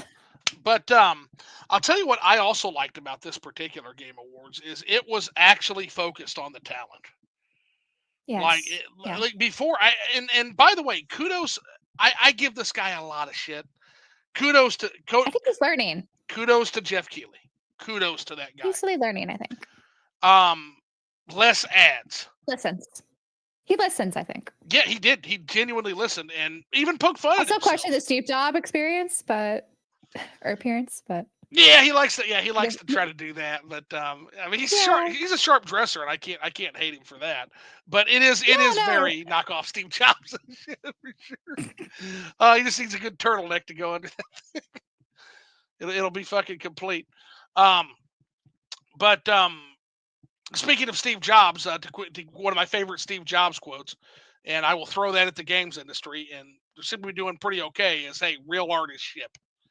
So just make sure. And I'm kind of side eyeing Project Cyrodiil right now. It was supposed to be out.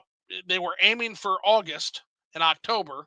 Now it's maybe January. I'm guessing.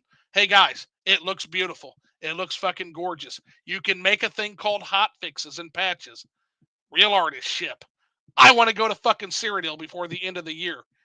Feed me. Real artist ship, guys. Um, let's see. And then both Zoo and Emily asking for our input. And then Rush Dog says, indeed, Tony. Sven's talk was my favorite part. That's kind of my highlight, too.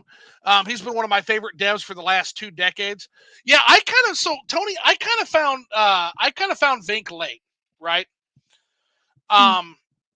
And what I mean by that is the reason I found him is we got at least I got fucking blindsided by the quality of Baldur's Gate 3 and everybody talking about it and 97 scores and oh this is game of a generational game, etc. Because I was a fan of Baldur's Gate 1 and 2. And when somebody told me they were making Baldur's Gate 3, I immediately wrote that off. I'm like, yeah, good fucking luck. Like 2 of the greatest RPGs ever made. Good luck, guys. Have fun. Did you play Divinity Sin? Um, but they did it, and then I Mm. started to look up once Baldur's Gate hit my radar, literally after it fucking came out. I started looking up interviews of Sven Vink, and one thing I noticed about the guy, he would not shut the fuck up about Ultima 7. He would not shut the fuck up. He's like me. He wouldn't shut the fuck up Kindred about Spirit. Ultima. And so I'm just like, oh my god, no wonder this game was such a success. He was trying to do better than Ultima 7. Ultima 7 was his bar. Of course this game was going to be incredible. And then I started looking into like Divine Divinity, Divinity 2 Original Sin, some of their other work. And yeah, like I'm only sad. I'll tell you what I'm sad about. I'm fucking sad about the fact that thanks to Hasbro being fuckers, we're never going to see another game like that again because there was this big falling out between Larry and studios and Hasbro because of Hasbro basically firing all of the Dungeons and Dragons team. Like, so Sven Vink has even said in interviews, he's like, I couldn't make another one if I wanted to because I'm a game developer. And while I'm a fan of Dungeons and Dragons, I wasn't the expert. I had an entire team at Hasbro of experts in Dungeons and Dragons, in Rule Set 5, Dungeons and Dragons. I had that whole team. I could ask any of them a question. And you fucking fired all of them. You assholes. You killed your golden goose. So like he's like, here's we'll put out some patches for Baldur's Gate, and then we're going to go work on something else. We're not going to work with Hasbro again because of the way they treated their staff. And I am all for it. I'm happy that Larian made that stand. But God, is it depressing that we won't ever get a Baldur's Gate 4, because I would have loved to see what they did next. And we'll get to it. Just won't be in the Dungeons and Dragons universe that we all love. Well, there are other options, right, that are similar. Yeah, I mean, they're going to do their own. I'm not that familiar. I'm guessing it's going to be its own. They're going to do their own universe, kind of like Divinity. Maybe do a Divinity 3, or just build a whole new universe is what I'm guessing they're going to do, which means it's going to be a decade before we fucking see it. But it'll be worth it when it comes out. And now he's on my radar now. Yeah, I love Svenvig. That guy is gold. That guy is absolute industry gold. Rushdog said, what do you think about Nintendo being almost a non-factor at the Game Awards, par for the course? Like, they just had mads. Yeah. They surprise us every now and then. But I never they have their own direct. I never expect Nintendo. I just see them as a surprise if they show up. But I never come to expect them. Never do I do that. We're on the cusp of the new system, so I don't think they were going to hype anything up at the Game Awards. Well, I was hoping. They have no need to. Apparently, we're getting Kirby Planet Robobot, which apparently is a very good Kirby game. Apparently, we're getting that. That's for the Switch. On the Switch. The Switch 2, though. Oh, that is going to be on Switch 2? The Switch 2. Oh, okay. Yeah, that and the rumored Fire Emblem remake. Genealogy of the Holy War. Motherfucker. They better port that to Switch 1. I don't have a Switch 2. I keep telling people this. I think they're withholding it for the second one. Motherfucker. Because I think they want to have a strong launch, because why else would anyone upgrade?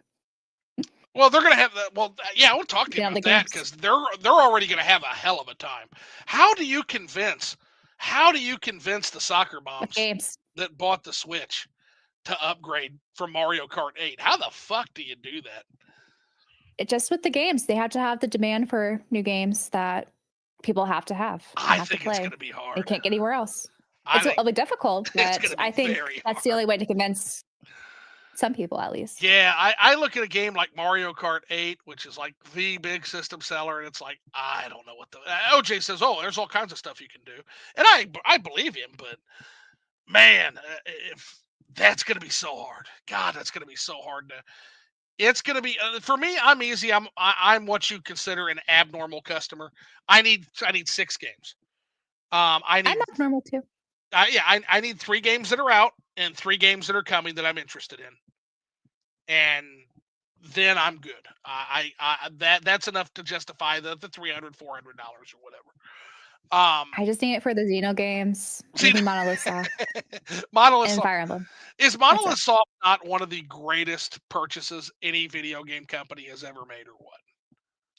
Honestly, they've been so clutch. Like, not even just for the Xenoblade stuff, like Breath of the Wild, Splatoon, Animal Crossing. They've had their magic in all those games. Oh, that's what I'm saying. Like, just the utility Nintendo has gotten out of them, that might be the best purchase ever made in terms of a game studio. Yeah. I'd have to look. I'm excited what they could do, though, with a new system that's even more, Are you excited for Xenoblade X? Yes, I didn't play the Wii U. Me neither. Version. So I'm excited. I hear it's a lot different. You have your own character you make, and it's more kind of mission based, I think. Your shell. And there's a multiplayer, which I might have to go and get the subscription so I could do multiplayer. It looks interesting. It looks really interesting. And that's what I kind of gave up on getting. I didn't think we were going to get that. Right? Because they told us they said it was impossible unless they redid it. And then they redid it. So that was kind of cool as shit. Because I'm like, oh, cool. It gives me hope, though. We'll get also Xenosaga eventually, because Bandai Namco, I think, a while ago said that it was impossible because there wasn't demand. But I think we've seen there's demand for the Xeno stuff. I mean, Xeno's selling, a couple mil every game now, right? Yeah, I think it's pretty good for the genre. I was gonna say it's basically become Nintendo's JRPG franchise at this point. Like it's become the big one. That Um, and Fire Emblem. Fire But Emblem, yeah. yeah, Fire Emblem's more tactical, but yeah, yeah, Yeah, those are the kind of the two big JRPG. ones. And again, that's good. I'm glad we got at least two because I'm never getting another fucking Mother game. So Or it's Golden Sun. or Maybe Golden Golden Sun Sun. or We'll see. Golden Sun. I want to play Golden Sun bad. But It's yeah, available online, but I know, I wish I it know. wasn't. Um, I I just want people to experience Mother 3 or just give us something new. But that requires a lot of things that Yeah. have to fall into place. We got to get Shigesaki Itoi, Yeah. who is literally like a celebrity in Japan at this point. So you got to get him Mhm. off working off this like fucking cutesy calendars and shit. So you'd have to get him on board because it's not even worth making a Mother. He is Mother. So if you don't get Itoi, there's no point in doing Mother. So you'd Yeah. have it to fall into place, and Nintendo would have to be convinced that it would be financially feasible. And those are two things that I just don't feel like are going to happen. Sadly, I was hoping when they brought all the Earthbound games to the Switch, I was hoping they would use some of that digital playing data to show the demand. But yeah, we're almost at the end and not hide nor hair of Mother yet. So did you ever see the It's a shame. commercial, the commercial for Mother 3, the Japanese commercial? No, no. So Itoy is just so interesting in how he does things. It's just a woman crying, talking about the game, and crying and Okay. wiping her eyes with tissues. Oh. That's literally the advertising, and it's true. But again, as a middle aged man, like that game, onion free, that game broke me. It will make you cry. You'll bawl like a fucking baby. It's still beloved now. It's Like, so good. they have so many collaborations still in Japan. Like, even I know Hobonichi is like based off of the Mother stuff, and so they've had that collaboration It's forever. so But good. it's so cool. Um, Rush Dog says Jeff absolutely took feedback from last year's show to heart. Um, Awesome. yeah, I agree. So they Like, didn't give the father of PlayStation time to speak when he wanted to.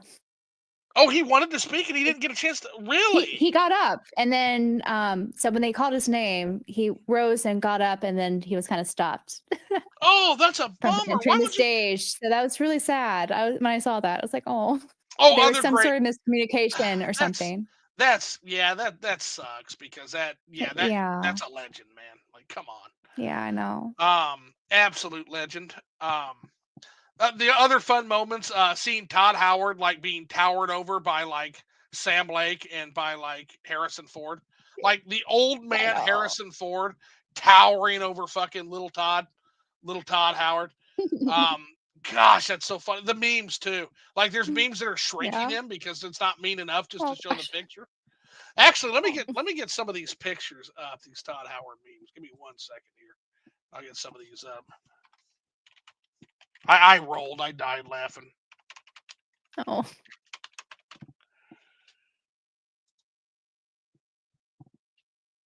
2024. Yeah, because there's always gay.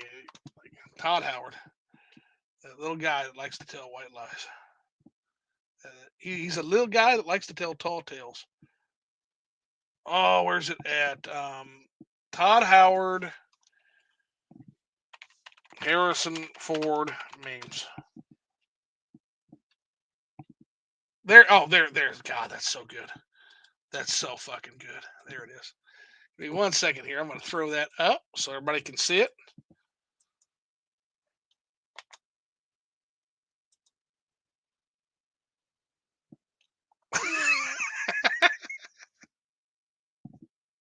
Isn't that fucking awesome? That's A so whole neat. head. Yeah, they just like literally cropped it to where like the way they cropped it is just incredible. Let's see. Here's another one. Here's another really good one. God, we and again we do this with love, Todd.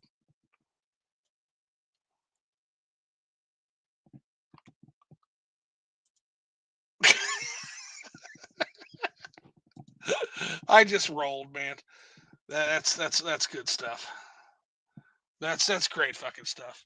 Yeah, Todd Howard is so damn short compared to everyone else, Lamal.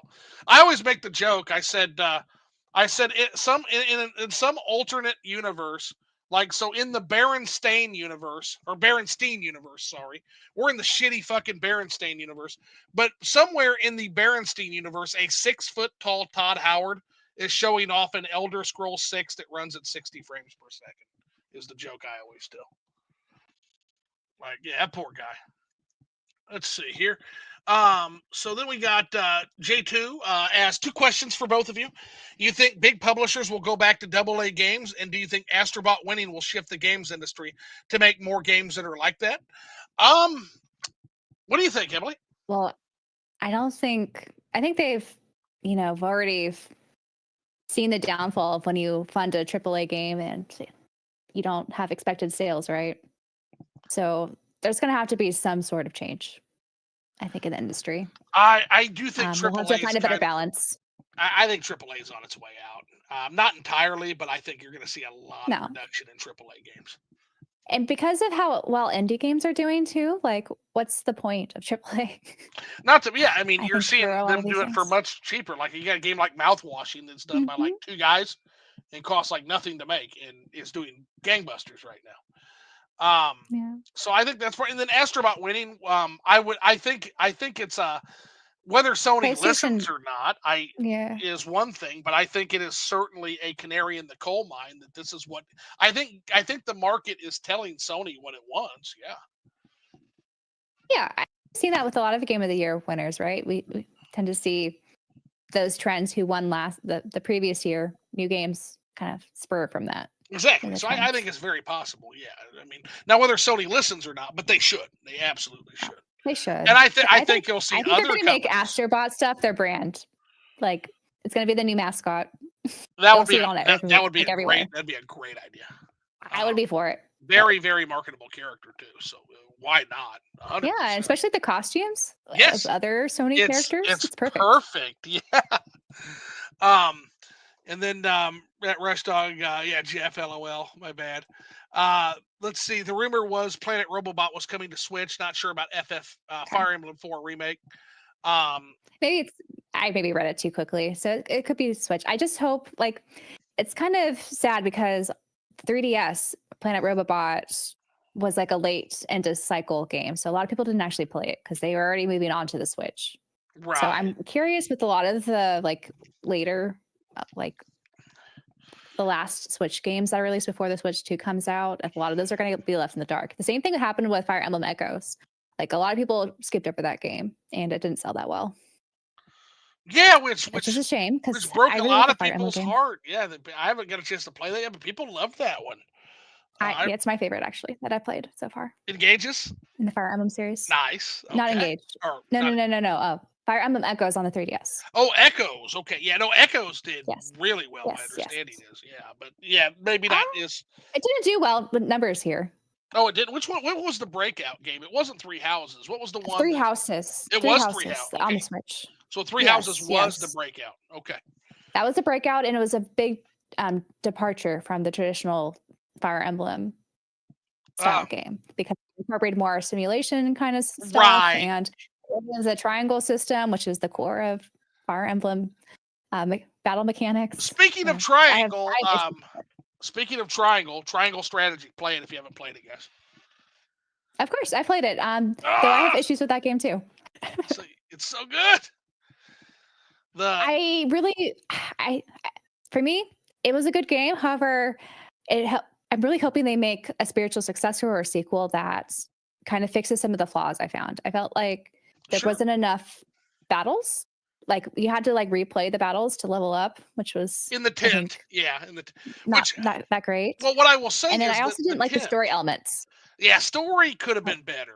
They really. I didn't like the false sense of choice.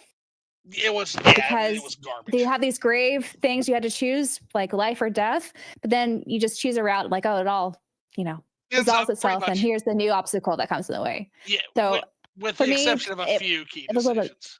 Of course, to do the golden route or something like that. Yeah. But they were few and far between, I think. So I loved the tent. I loved the camp. And I love the. I did a lot of the camp. Yeah, no, the camp was that's an amazing thing to add in that allows you to do all kinds of cool stuff like that. But they should have given the camp more of its own content instead of just basically being like rehashing. Yes, exactly. But there weren't enough maps for me to feel like I was doing a lot of tactical battles. Yeah, what was because there? They were cool. I liked them a lot. Yeah, what was there was really, really good. It's just that, yeah, I could have used some more. I want more. Yeah, which is a good problem to have.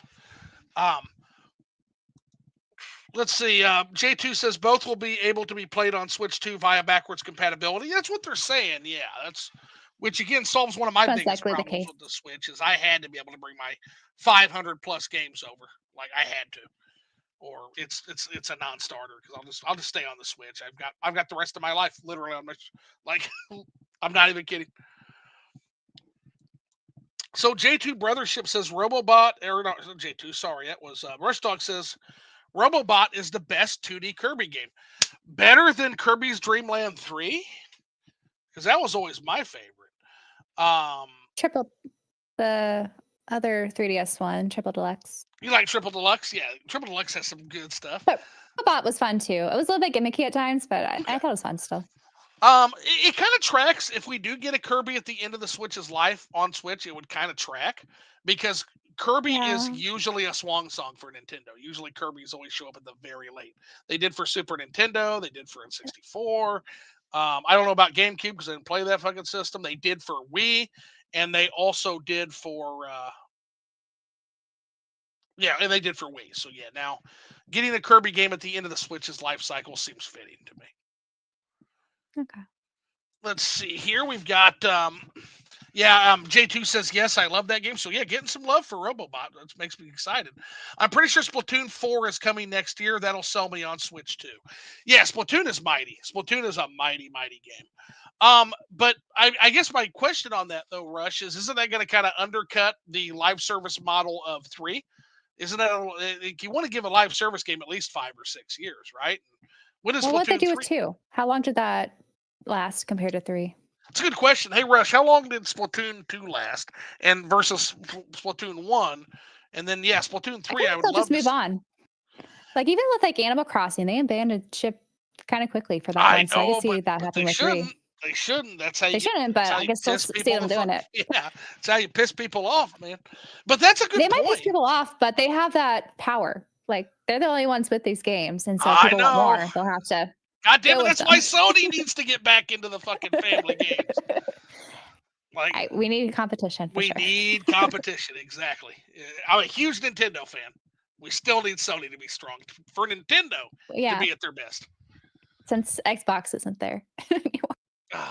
Sadly, it's modern capitalism. They're there for family stuff. Sadly, though, it's modern capitalism, and modern capitalism is built on Devil Bill Rockefeller, who passed it on to his son, John D. Rockefeller. And what is his famous quote? Competition is a sin. Competition is a sin. We have to crush that out. But monopolies are fine. Yep. Things are fine. Yeah. This is fine, to quote the meme. Exactly. Let's see. Fire Emblem Remake is probably still coming to Switch 1. I hope so, but we'll see. That'd be cool. Yeah, I hope so. But here's the thing: they're going to have something, and I'm guessing it's actually, believe it or not, and I would want to crucify myself for saying this before, but I feel like the numbers bear it out. We're getting Switch 2 launching with a 3D Mario. I don't even think that's a hot take at this point. It's happening. It's absolutely happening. And it's not launched, like really close within launch. Yeah. Now, why would I be crucified for that? Because it would be fucking stupid to do before Odyssey. Because 3D Mario didn't traditionally and historically sell, as well as 2D Mario. But that has changed. Wonder is like a fucking fart in the wind all of a sudden. And now Mario Odyssey is a constant seller. Like, it's still fucking selling. What is it, like 27 million, Rush? Some crazy shit like that for a 3D Mario game.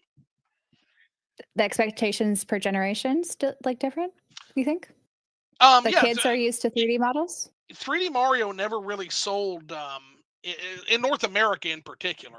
Sure.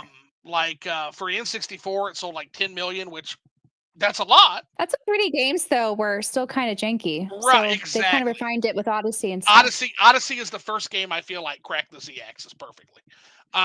Moving in Odyssey is like moving in fucking butter. But yeah, 10 million, which is down 10 million from Mario World, so we cut that in half on the 64.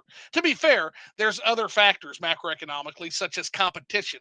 I think the PlayStation Yeah. was now. To be fair, that's not really, because Sonic and Sega Genesis was competition, very strong competition. But I don't know, PlayStation dominated, and I think that's a factor. That's where I played my 3D Yeah, platformers. looking back, I think I was a little unfair to Mario 64 in particular in my analysis, right? But then you get to the Wii and you get to Mario Galaxy. Where was it at? 10 million. So it seems like that's the cap for 3D Mario at this time. Mario Galaxy 2, like 4 million. Was bleh, terrible. If you look at Mario Sun Window Washer Mario, like 4 million copies. Bleh, for a Mario, not doing its job, not selling the hardware. And then finally we get to Odyssey, and Odyssey shows up, and we are 26, 27 million games.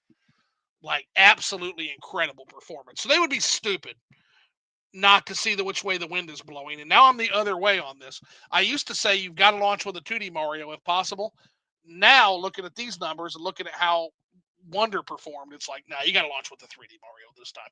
And how tech's just changed. Yeah, and yeah, I think expectations. it works now. Yeah, like you said, it works now. It actually works now. The 3D, the Yeah, Z-axis and the 3D yeah. gameplay is And awesome. we've conditioned kids, I think, to like want that. Odyssey is over 28 million. 28 million? God damn. Okay. Got my one copy somewhere back there. Oh, me too. Me too. That, even accounting for pop increase, yeah, dude, even accounting for pop increase, that puts it in top tier Mario territory, 100%. 100%. Not even, especially So. for much of the Switch, not even being system attached. That's incredible. I'm still surprised they didn't launch another like Odyssey with the movie, or like near the movie. Well, that came Wonder, out last me year. and Rush talked about that. They should have Yeah. either delayed the movie to launch with Wonder, or delayed Wonder to, or they should have delayed the movie to launch with Wonder, or they should have found a way to do those in tandem, and you would have sold more of both. Like, that was I don't know, that was a huge missed opportunity on Nintendo's part. Yeah, the synergy was missed. That. At 28 million, I'm shitting myself over that. I mean, what's Breath of the Wild now? Yeah, does that mean is Odyssey more than Breath of the Wild? We're gonna check that now. If you have the numbers in front of me, but Breath of the Wild. Oh no, it's 33.55 million. But they're close. They're really fucking close. And keep in mind, Zelda, that's a first for Zelda. Zelda, even in the heydays, even in the Halcyon days of the NES Zelda has never performed those kind of numbers. Mario has. And now 3D Mario is right where 2D Mario should be. And now Zelda is doing just insanity. Is doing 2D Mario level numbers too on the Switch. Oh my god! And now I'm gonna get mad because let me see what Metroid Dread is doing. Now I'm gonna get mad because this game deserves better. Where are we at? Dread? 3.07. Yeah, we're not gonna crack 5. So that game is in macroeconomic decline because the OG Metroid in 1988, OG Metroid did 2.87 million. So what's Fire Emblem Three Houses? Fire Emblem Three Houses. That one performed too. Yeah. That one, yeah. That's why Brush mentioned how he thinks Awakening's the breakout game. I think that was the savior. But we got a lot of new fans with Fire Emblem. 4.12 million for a fucking Fire Emblem game. It's crazy numbers. Here's what I'm going to shock people with. This is one of the series I formerly shit on. There's 2 series I formerly used to shit on and say Nintendo's wasting their fucking time with these franchises. Luigi's Mansion 3, 12.82 million. Yeah. 12.80 for Luigi's Mansion 3. Pikmin 4. That one was popular when it came out. Pikmin 4 sales, another breakout. Pikmin 4 has sold 3.48 million copies worldwide for a Pikmin game. It was hot in Japan. When I was there, in Japan, they had all this Pikmin merch everywhere. I'm still in awe. Like, I am 28 million copies for a 3D Mario game. That's a paradigm shift. Like, I can't even argue anymore. As much of a fuddy-duddy as I am about 3D games in the Mario series, I can't even argue that anymore. That's inarguable. I'm just curious when we get the Legend of Zelda movie, if that's going to impact the numbers at all for Zelda games. I'm very curious how they do a Zelda movie. I actually have a really spicy take on that, and that is that, you know what they should pull from? And y'all, get ready to boo this man. Get ready to boo this man, chat. They ought to pull from the Adventures of Legend of Zelda show. Not everything. Not excuse me, princess. Although they ought to do an Easter egg. But what I mean is, if you go back to that cartoon, it's better than y'all thought it was. The way that Zelda and Link play off each other, the playful nature, their banter, it's really fucking good.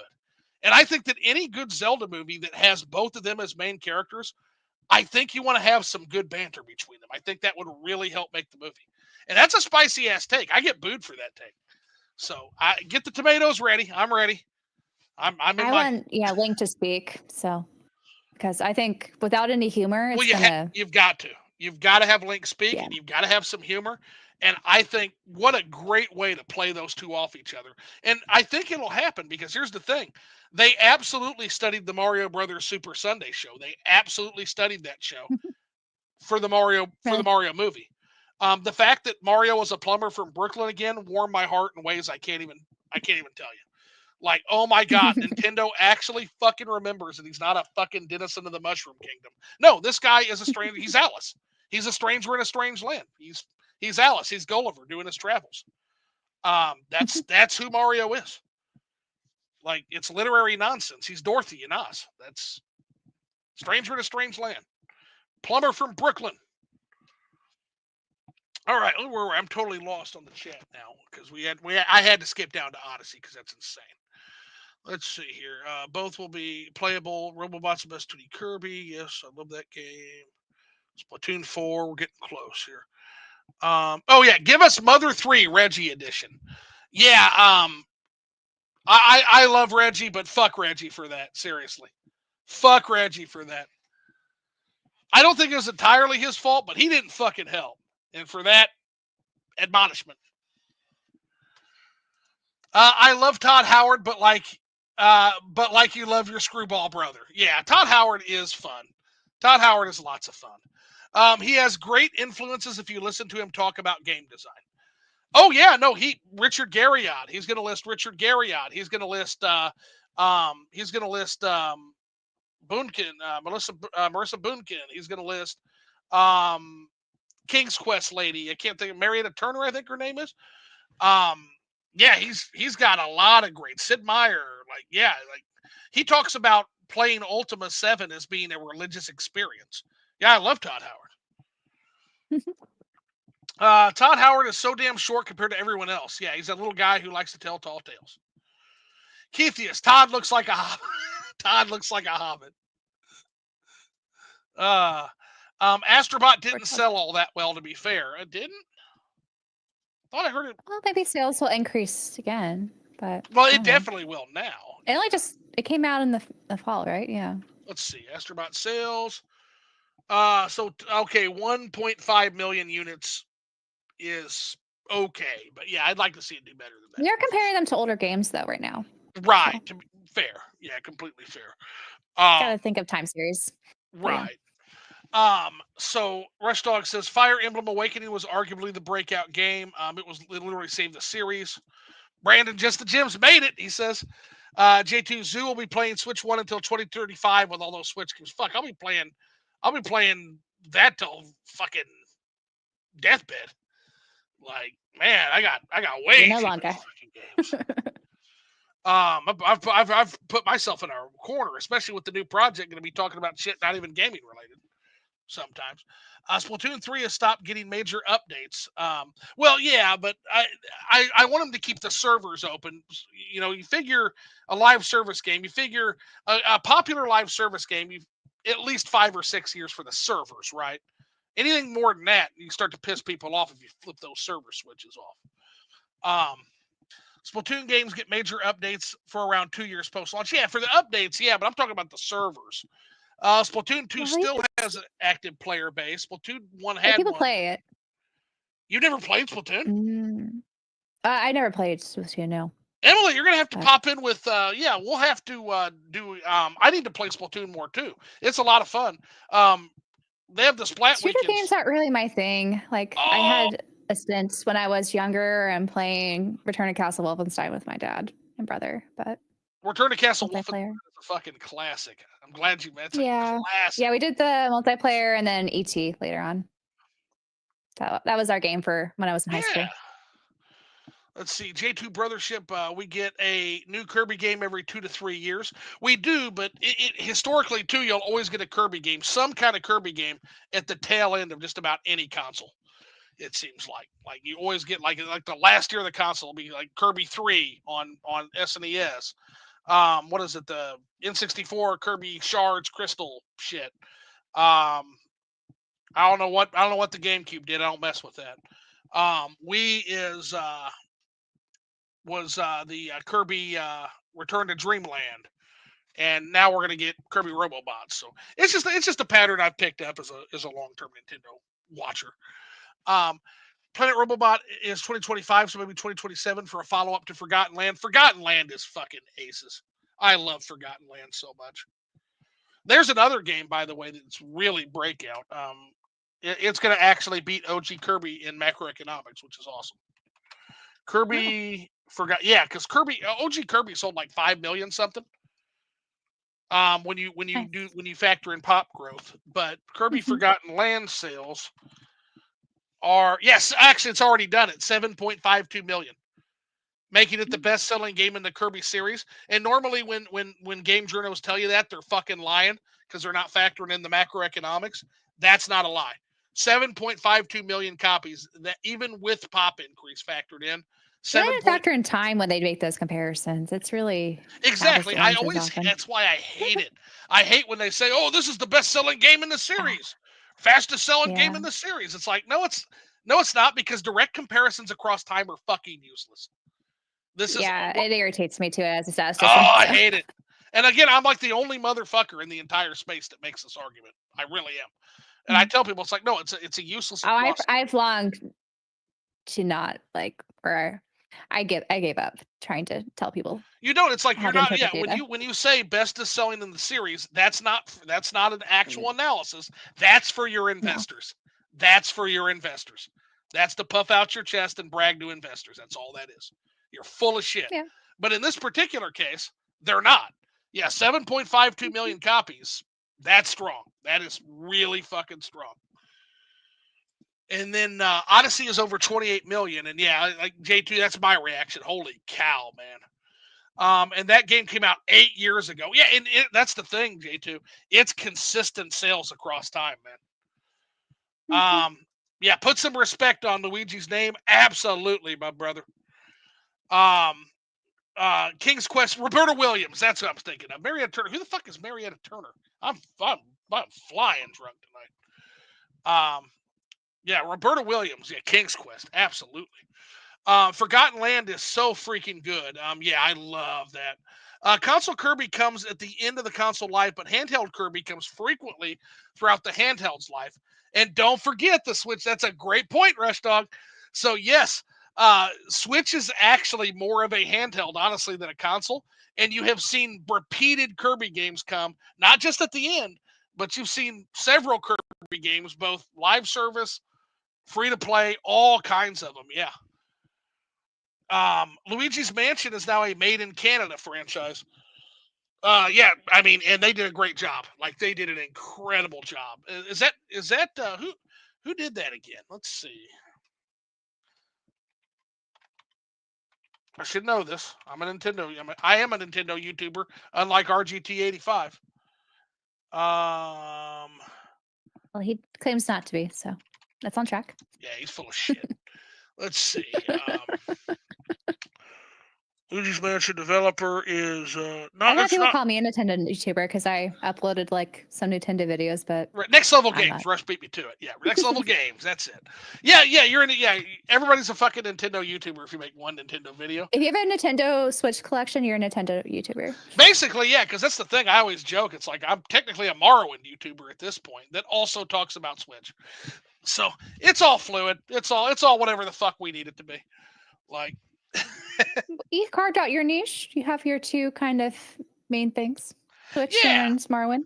Why Switch not? and It's Morrowind. like a Yeah. combination no one else could say they do.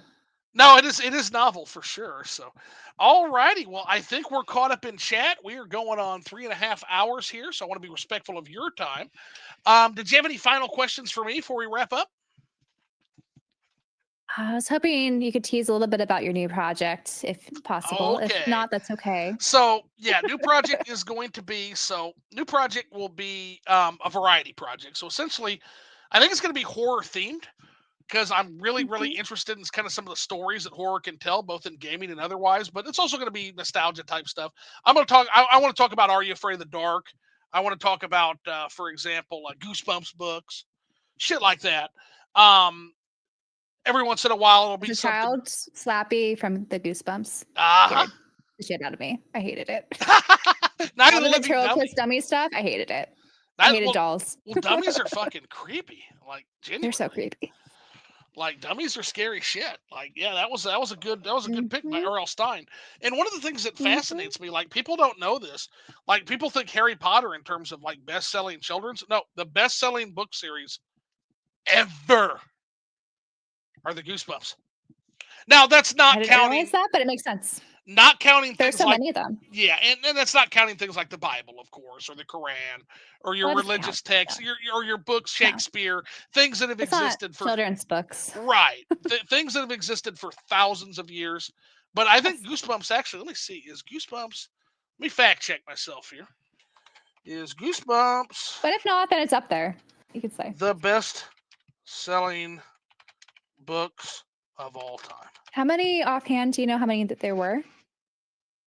Like number books? Let's see. Is Goosebumps the best-selling books? Listed as the number 2 best-selling children's book series of all time. Okay, so what's the number 1? Yeah. Maybe Harry Potter. Dr. Seuss, I don't know. Dr. Seuss could be it. Yeah, number 1 best-selling Uh, of all time children's books. Oh, like a series. The Little Prince. The Little Prince, yeah. The Little Prince. I was gonna say Okay. maybe The Lion, Witch, and the Wardrobe too, but that makes sense. Oh yeah, any of those. Arthur C. Clarke. Yeah, yeah, would definitely Yeah. be. But yeah, so new channel's coming. It's gonna be coming. Gonna be coming sometime in the next early year. New I'll be Year. dropping the channel trailer. I am dropping hints. So you guys don't know it. So here's the hint I'll drop because people are asking. The new channel is already present in a lot of you guys' shit. You just don't know it. Yeah. You've already been visited by the new channel. You Take that a just don't, few times. You take that a few ways, but okay. but you don't know it. Yeah. So if you live stream, you've probably been visited by the new channel. If you've done any live streaming, so be on the lookout. Be on the lookout. If you give a shit, you care. And then, hey, Mark Orenchuk making it in at the very end. What's going on, buddy? Raise that glass, 100%. What you drinking tonight? But yeah, so yeah, new project's coming soon. New Yeah. project Yeah, sounds exciting. awesome, Zoo. Yeah, and actually, Tony, I think you might have found it, buddy. I think you might have found it. I Another think hint. Tony's one of the ones who found it. I'll have to check I'll the have to Twitter ask page. Tony for his sources. Yep, seconded Tony. Yeah, I think Tony's found it. So far, Yeah. when last I checked, I've already got 4 follows on the new Twitter account. The people that have found it is Pabst and Bourbon. Oh my man, there we are. Pabst and Bourbon. He's drinking. Yeah, bourbon is my favorite. I'm drinking Scotch tonight. I'm drinking some 30-year Lefroy tonight in honor of our guest. But So I'm looking at it right now actually. So 4 people have found it. So OJ has found it. Jay has found it. Tony has found it, and Radbash has found it. I'll be damned. All detectives. Yep, that's gonna be and it'll be a familiar face. And it's shut up, Zip. Don't drop too many hints just yet. Yeah, I won't be hard. I won't be hard to find. I'm hiding in plain sight. I'll put it that way. Oh, But I don't. Brandon says he found it. Oh, Brandon did find it. Oh, okay. Well, there might be enough. But I will be hiding in plain sight. I don't want to. Here's the thing. I usually ghost well before this. I usually ghost around 150 when I start a YouTube project. But here's the thing, guys, and I'm going to level with you, all of you. I've had so much goddamn fun with y'all that I'm only kind of teasing leaving. I do actually want you to find me this time. I do. But if you don't, I understand. But keep up the good vibes. It's been a lot of fun. And come on, don't kid yourself. You couldn't fucking beat me off of doing a fucking Morrowind stream on Flipping the Switch every now and then. Like, come on. It's gonna happen. And I owe Mandy some Fear and Hunger streams. So I will make that happen. I will make that so. So, all righty. And then, nice, Mark says. And then just the Jim says, I found it. And then, see you later, everyone. Have a good night. It's going to be as secret as the secret Morrowind streams. Yeah, the secret Morrowind streams that quickly became not so secret. Those blew the fuck up.